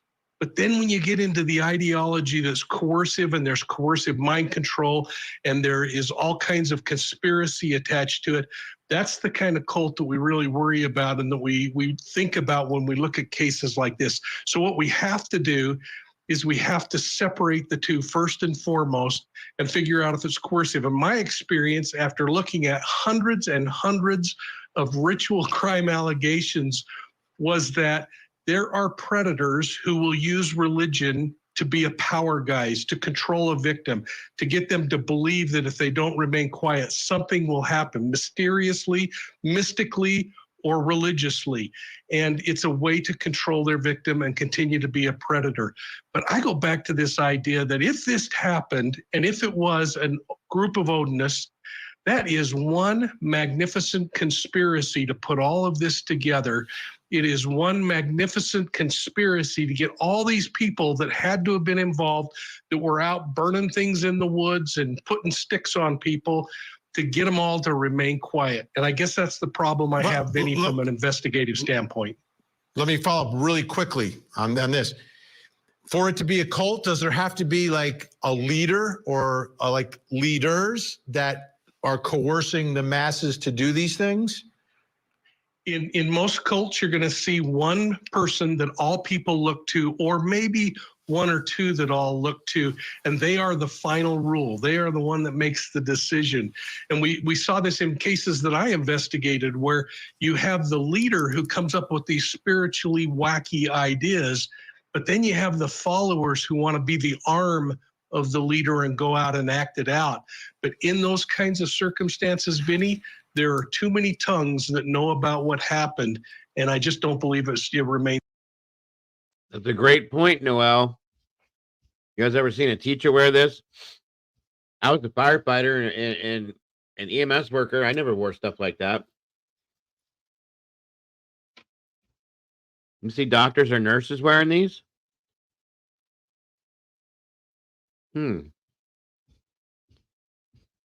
Interesting.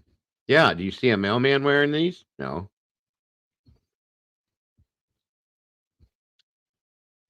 Quite interesting. As quiet as this has remained. All right, so let me ask Barbara McDonald here on set with me. Barbara, is there any indication at this point, with this allegation of this Odinistic society or group or whatever, that there's a leader?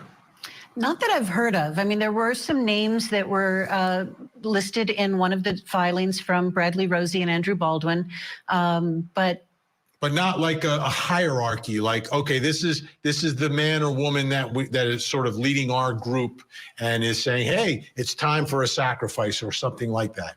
yeah, I think there probably is somebody filling that role, but that hasn't really been clearly defined. And how serious is this group?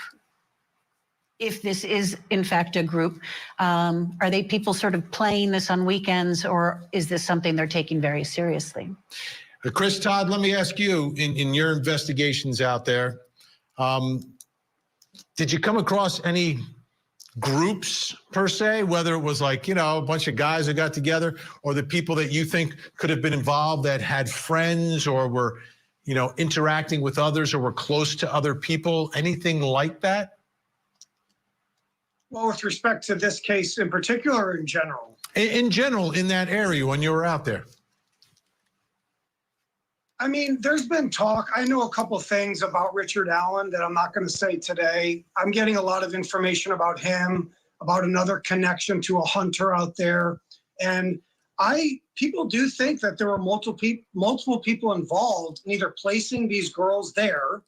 So it is possible that there's other people in this cover-up.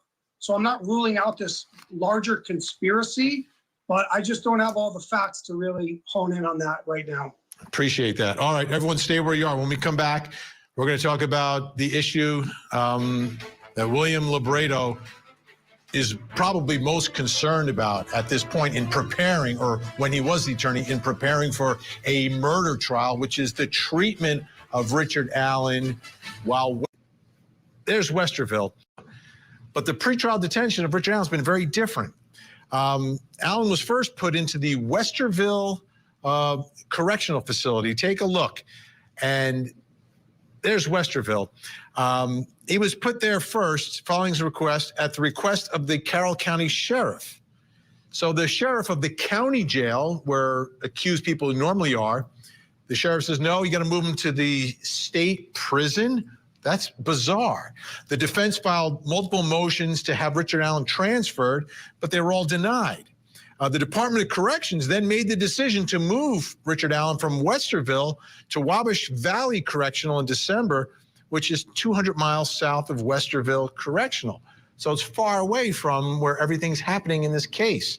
Plus the conditions therein, the allegations are that they're a little problematic, not normal, and not conducive to preparing for a big murder trial. So here's William Libredo.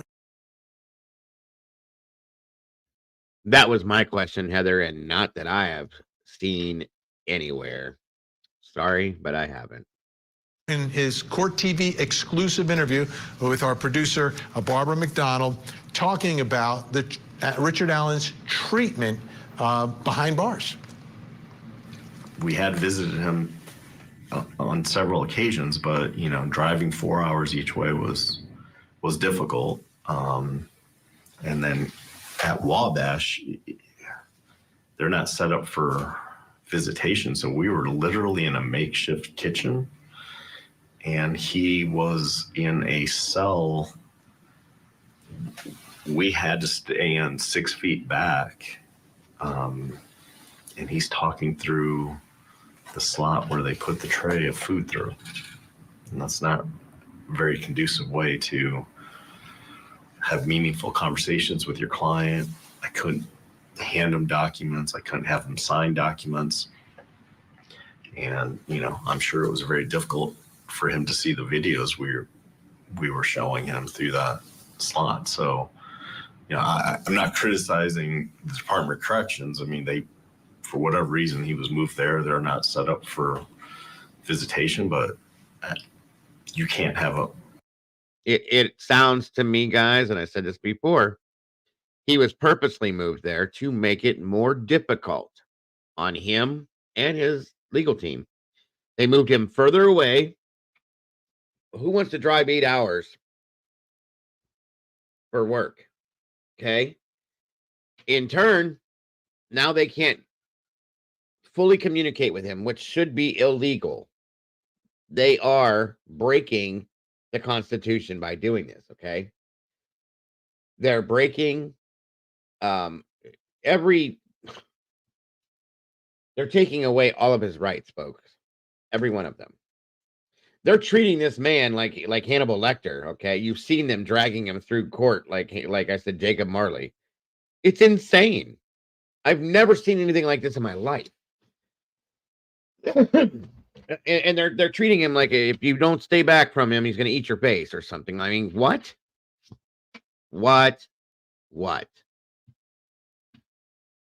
It doesn't make any sense to me.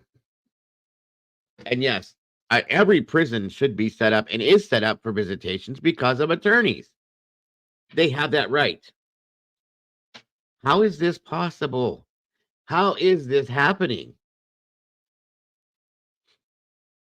This is insanity, you guys. And that's what I'm saying, Heather. How are they getting away with this? It's not legal. It goes against everything the Constitution is based on. And they're taking away this man's human rights as a human being. We all know that you're innocent until proven guilty. That's in the Constitution, okay? But not on top of that, they're taking away his human rights, okay? All of that together. That's what I'm saying. What is so dangerous about him? You don't think that they have multiple guards standing there that probably would shoot him down if he did anything? In my opinion, they're waiting to be able to do it. Sorry. Or tase him with their cattle prod that they use, that I'm sure he's been hit with millions of times. This is insane, folks. Completely insane. I couldn't have been prepared for trial even October if that was how all the visits were going to be conducted. And you've handled death penalty cases. Have you ever had a pre-trial defendant treated the same way as Richard Allen? Never. Never. In my 25 years or Stremin's 25 years have we ever had a murder client held pre-trial in a maximum security facility and then was transferred from one maximum security facility to another. Never. And in your motion to transfer, you guys described him as being treated like Hannibal Lecter. Particularly in Westville, at least we are allowed to sit face to face across a table from him. But the way he was handcuffed and to his chest, I mean, it looked extraordinarily uncomfortable. I couldn't shake his hand. We couldn't have him sign anything. I visited clients in prison on several occasions. That was different than anything I've ever experienced before. And the way his hands were shackled were similar to how we see him in court, right? Yes, Where it's exactly like the the tops of the hands are touching. Yes. And it's way up high on his chest. It's connected to a box on his chest. I've never seen that. I've never seen anyone confined in that manner before. So why? Why do you think that is? I don't know. He is 5'6", 120, 130 pounds. He is not a physical threat to anyone.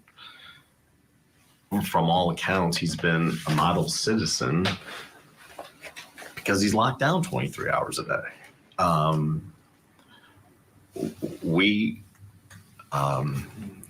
told the confinement officers that we wanted him unhandcuffed so we could shake his hand and maybe have him sign documents, and they weren't budging on that. And it was sad because Westville allows visits, so his wife could come see him. And they just set up a visit with his mom and dad. He was transferred to Wabash 2 days before that visit. No, I don't think one had anything to do with the other. I just think it was bad timing and a coincidence. But in Wabash, you're not allowed any visits. Obviously, attorney, but no family members. All right, this is a little unusual. Barbara McDonald, let me ask you. Have you guys ever in your life heard of anything like this? Guys, Jeffrey Dahmer. Let me see. The Gainesville Ripper. The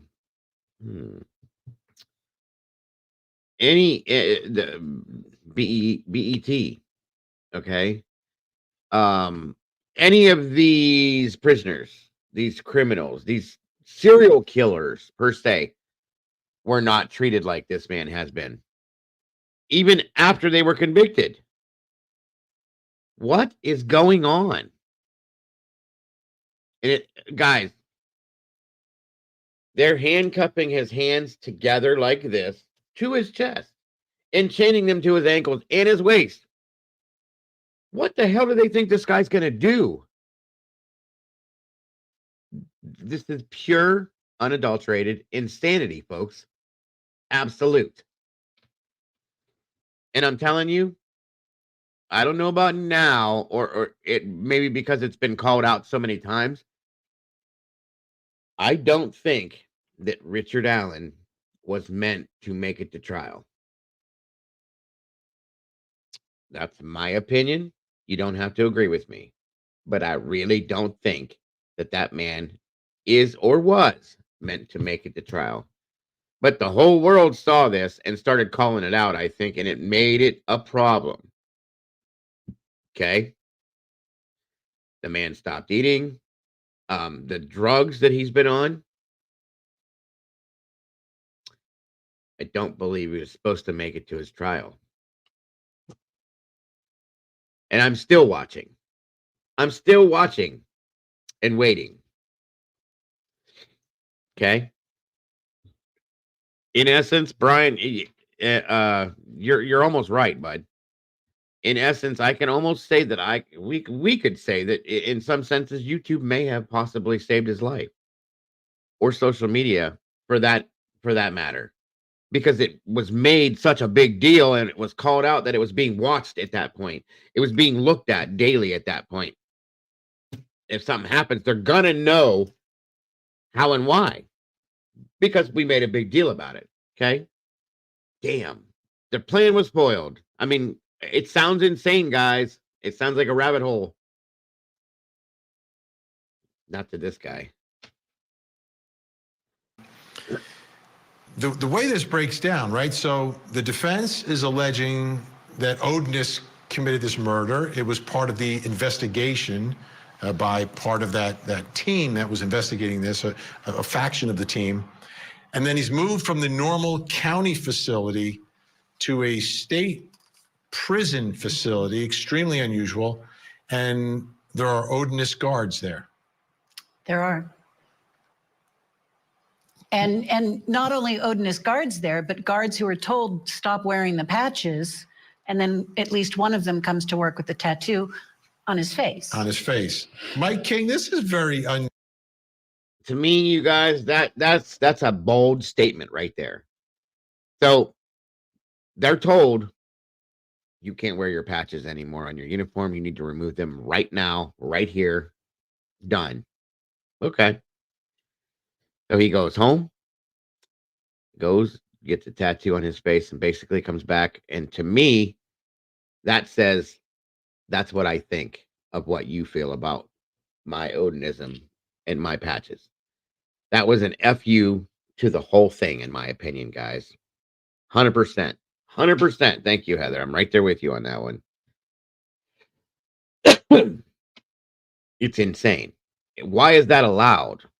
So I'm guaranteeing you that the guy probably has to wear a Band-Aid on his face when anybody important's around. Other than that, it probably don't matter. Exactly. Public media has been silent about this case. It's only YouTube channels like you that have kept it in public view. And I will continuously do this because of that, period. And like I said, guys, I'm sorry, Josie, I'm almost done. I wasn't really following this hardcore until a lot of this stuff came to light, and I'm looking at this going, what? And then people like Salty said, Dago, did you see this? Did you see that? Check this out. What do you think?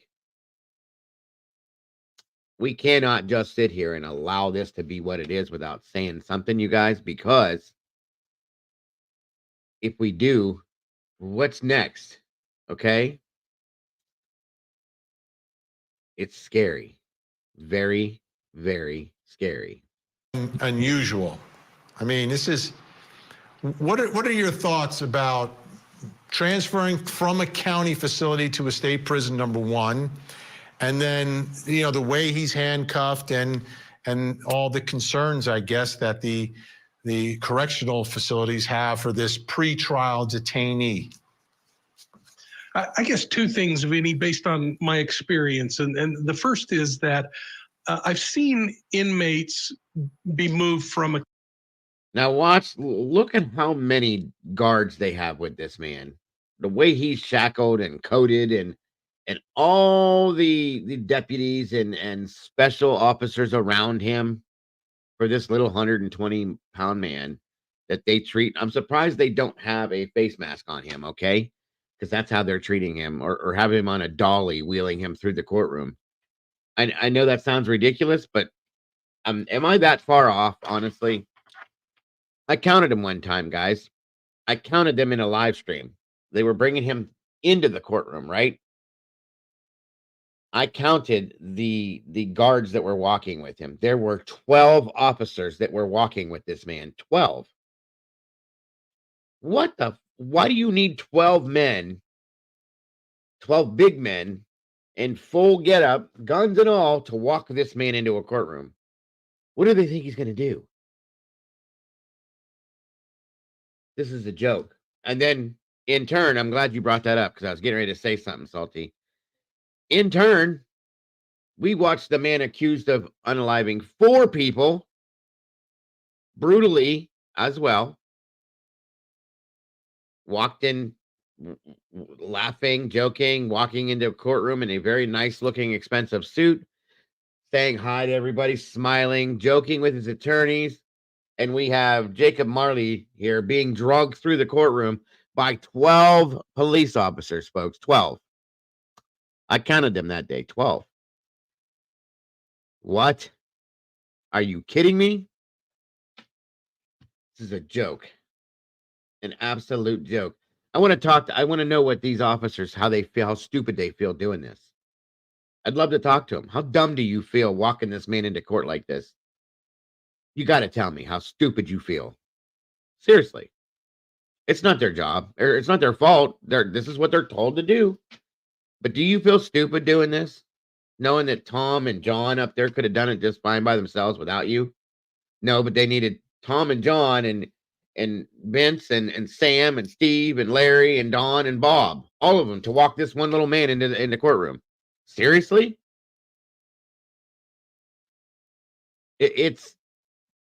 Yeah, the scales of justice, my ass. The joke. County jail to a larger facility because of resources, the ability to have a better way of caring for them. When I hear this, I'm just shaking my head and wondering what on earth is so necessary in the control mechanisms that are going on. But I don't know what his behavior is otherwise. And they may have all kinds of documented reasons behind why they're having. Here it is right here. You can count each one of these guys. There's 12 of them. I do agree that some of it can be for his protection, but you don't need 12. Not to walk in unison with him, okay? 2, maybe 3. Everybody else can stand along the hallways to protect him. I'm hoping. But they're not even doing that. They already have those guys in place. So they have these 12 walking him along with the other 15 that are in place in the hallway, guys. Come on now. Bobby says respectfully, that's for his protection to make sure he does actually make it into the courtroom. I understand, Bobby, but you're like I said, if you look at these hallways when they walk them through, there literally is already like 10 to 15 other officers standing there lining the walls and the courtroom, as well as these 12 men that they have bringing him in here. I'm surprised they didn't carry him in, and like I said, on a stretcher or a dolly, guys. It's insane. Having to do and take the course of action that they're taking. I also reflect on inmates that I've talked to over the years, and I've been in prison a lot of times, eating a lot of prison lasagna with killers. And I've heard them say, doing time in a county jail is a whole lot worse than doing it in a prison. And finally, I'd say I conducted a study for the Bureau of Justice where I interviewed serial killers across the United States. Every time I went in, I was able to be face to face with them, but I was law enforcement at the time. They might have their feet shackled to the floor. I've never seen anything like this in my life. This is insane right here, guys. So envision that these attorneys are 6 feet away from this little mechanism and Richard Allen's head sticking through this little slot, staring at them, talking to them. Really? Really? That's nuts. Might even have a chain and they're shackled, but they can at least move their hands up and down and there's limited mobility.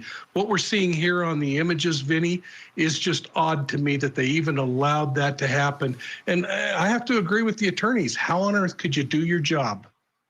Yeah, you're preparing for a trial. And I mean, I get it. They believe they have very strong evidence, but he still is presumed innocent under our system of justice. Chris, Todd, what are your thoughts? And this is just like, they're alleging an Odinist conspiracy, and then he goes from the normal county jail. He is in segregation, Heather, and he's locked down 23 out of 24 hours a day. He's not around general population. He's in his small little area on his own. I'm telling you, he's not supposed to make it to trial. And I'm telling you, I'm anticipating something happening of some sort, whether it be made to look, because I don't think he'll do it himself, but made to look as though he unalives himself, or a fight breaks out and he just so happens to get in the middle of that somehow, and something happened, just like with Dahmer. Same thing that happened with Dahmer, okay? And that's right. That's absolutely right. And he's not been convicted. Oh, shit, folks. I'm telling you guys, and if I end up being wrong, then I'll bet you guys $1. $1. I know I'm cheap. I'll bet you $1. And I hate that. I don't want this to happen, you guys. I don't want it, but we're going to hear something around the time of the trial is going to go down. Just saying. That's my opinion and my thought. It's pathetic, guys, that I should even have to say this. But I'm telling you, something is going to come down from this. And it's not right. It's just not right. It's really not. That's how real. How can I say the word I'm trying to think of? Well, I guess reliable. Not reliable. Not the right word here. It'll come to me. But that's how strongly I feel that I'm right about this, guys. Just saying. To a prison where there are Odinist guards, or guards that practice heathenry, which is very close to Odinism. I don't know. Do you believe in these coincidences? We have to remember the first judge recused himself and said that the community, there was like a bloodlust. And I can tell you from experiences with the podcasters, the sleuths, the journalists, everybody wants to get somebody on this case. These two girls were tortured and murdered, and someone's going to pay for it. I'm not big on the stuff surrounding intimidation and all that, and I get it, but someone's going to pay for this. And if he is guilty, we have to remember, because people are throwing up the signs, the world is watching, they're doing all this stuff at the crime scene, making videos. Let's not help this guy get off. If he is guilty, he needs to pay for this. Yeah. And Barbara, how are the families doing? They're not talking publicly right now. They are honoring the gag order in the case. And I think they're just watching this prosecution, hoping that we get to a trial so that they can see for themselves what the evidence is. I want to know the rest too. of us. But it's difficult, every time these headlines come up, it's difficult on them. Life goes on. The friends of Abby and Libby have all grown up and gone to college, and some of them have gotten married. Kelsey's had a baby. I mean, it's very difficult. They're never going to get over the loss of these absolutely beautiful girls who were doing nothing wrong out on the trails that day. No, they were doing everything right. Like, this is what we want our children these days to do. Get off the computers, get outside. It's a beautiful day. Go see nature. Go, and go with somebody. You're safer if you're not alone. Exactly. And they were together. Barbara McDonald, a great job.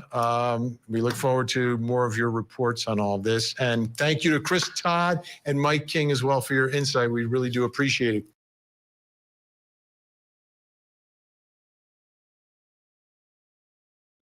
There it is, guys. That's probably going to be it for tonight. But do you see what I mean? It's unreal, folks. It's absolutely unreal. I didn't know tonight was going to turn into a Delphi combo. I'm glad it did. It needed done. It needs done more often, even if we do this once a week, just to talk about it and talk about more things. There's so much more, guys, that I didn't touch on, that Sleuthy didn't touch on, that Salty didn't touch on. There's so much more to this, and it's coming. It's going to be there's going to be something that we're going to bring out to you guys that's organized, and it's going to go through the steps. the way it should and explain it and show it and give you guys everything based on factual documentation. Period. Okay. It is, why is my face naked? Because I got into a fight with a razor and I lost. Angel, sorry. I know I look bad, but it is what it is. Sorry. Yes, working on it. Beyond honestly, Salty's doing most of the hard stuff, but we're gonna put it together, guys. She's very good at this. She knows what she's doing, and she's very in tune and in touch with this whole thing, and has been for a long time now. So all the credit will go to her for it because that's where it's all coming from, guys. I'll just talk about it. I mean, I'm doing my own little things here too and there and looking and all that, but yeah, she's working her ass off on this, you guys. She's got an awesome channel of her own.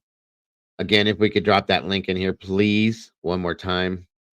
For Salty's channel. She does TikToks, but her TikToks are awesome. I would prefer that you guys go show some love at her channel, though, if you can, because she needs to have that supported badly. Thought you colored your hair. No. I fought with my razor and the beard's gone. I couldn't have this side with a big hick because I was shaving and lining it up where it's hard to do it. And as I did it, my son was like, Dad! And I just, there it goes. So there's the link right there. Thank you, Sherry, so very much. Oh, yeah, we're getting there. We're getting her. We're getting her here and getting her working on it. She's got her stuff that she's setting up and so on and so forth. We'll get it together. Thank you, by the way, Sluthy, for dropping by here and having your rant over here. I appreciate you bringing it up and getting us rolling on it. I appreciate that very much. But yeah, we're gonna be putting some stuff together and getting it out to you guys and ample time here. There's been so much other stuff to cover with all these missing children anyway.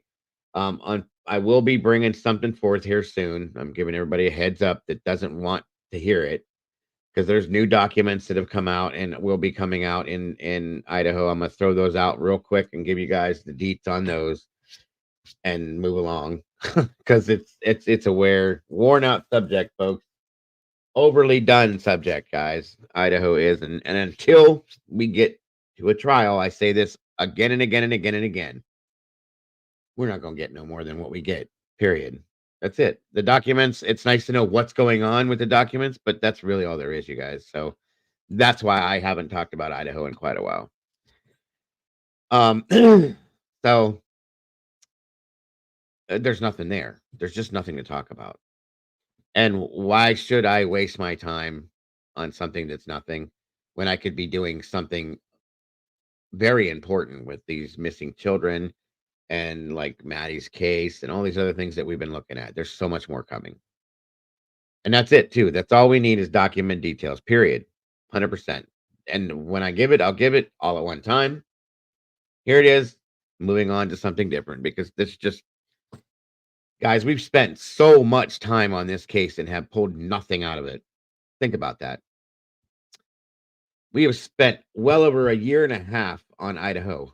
Okay. And I want one person in here to tell me what they've gained in that 1 year and a half. Nothing. At least I haven't. Nothing at all. Nothing more than I already had from the second week into the case, honestly. 14 months. Sorry, not a year and a half, but still, again, yeah, insanity. And that's about it right there. As Ann Taylor, the defense team does what they're doing, so on and so forth, let them do it. Let them do it. Take your time. Get it right. Make sure Brian did this. If Brian did this, fry his ass. It's crispy fried, okay? If he didn't, prove he didn't. Show us that he's innocent. Don't get him up on a technicality. Show us that this man is innocent, period. And then we'll pay attention because that's what we want to see at this point. Now, and that's another point too. Thank you. Richard Allen got arrested 2 months before Brian Koberger. You guys realize that? And how much coverage have you seen on Delphi, folks? other than what I talk about, and a couple other channels hit on here and there. But seriously, absolutely, April. That's 100% true. No, God, guys, they can go 4 or 5 years out from when it happens, and people think that that's not normal, but it is. Go book back and look at a few. Seriously. Oh, I don't know. Anyway, thank you, Salty. As always, awesome stuff tonight. Yes, now we got a trial set in Delphi, guys. Let's pray that it happens that way. That's all I can say. Thank you guys for tuning in and hanging out. I appreciate it. I didn't expect tonight to go this way, but I actually enjoyed this conversation a lot. And like I said, I appreciate Sleuthy, Salty, everybody that was in here. Thank you very much for all of your input and your time. Everybody that tuned in, thank you very much for just being here. I appreciate you guys so very much. Don't forget, guys, to love yourselves, to love each other, and don't change a thing about yourselves, guys, because you guys are the beautiful people. And I will see you all very, very soon. Have a great night, folks. Much love to you all. Good night, and God bless.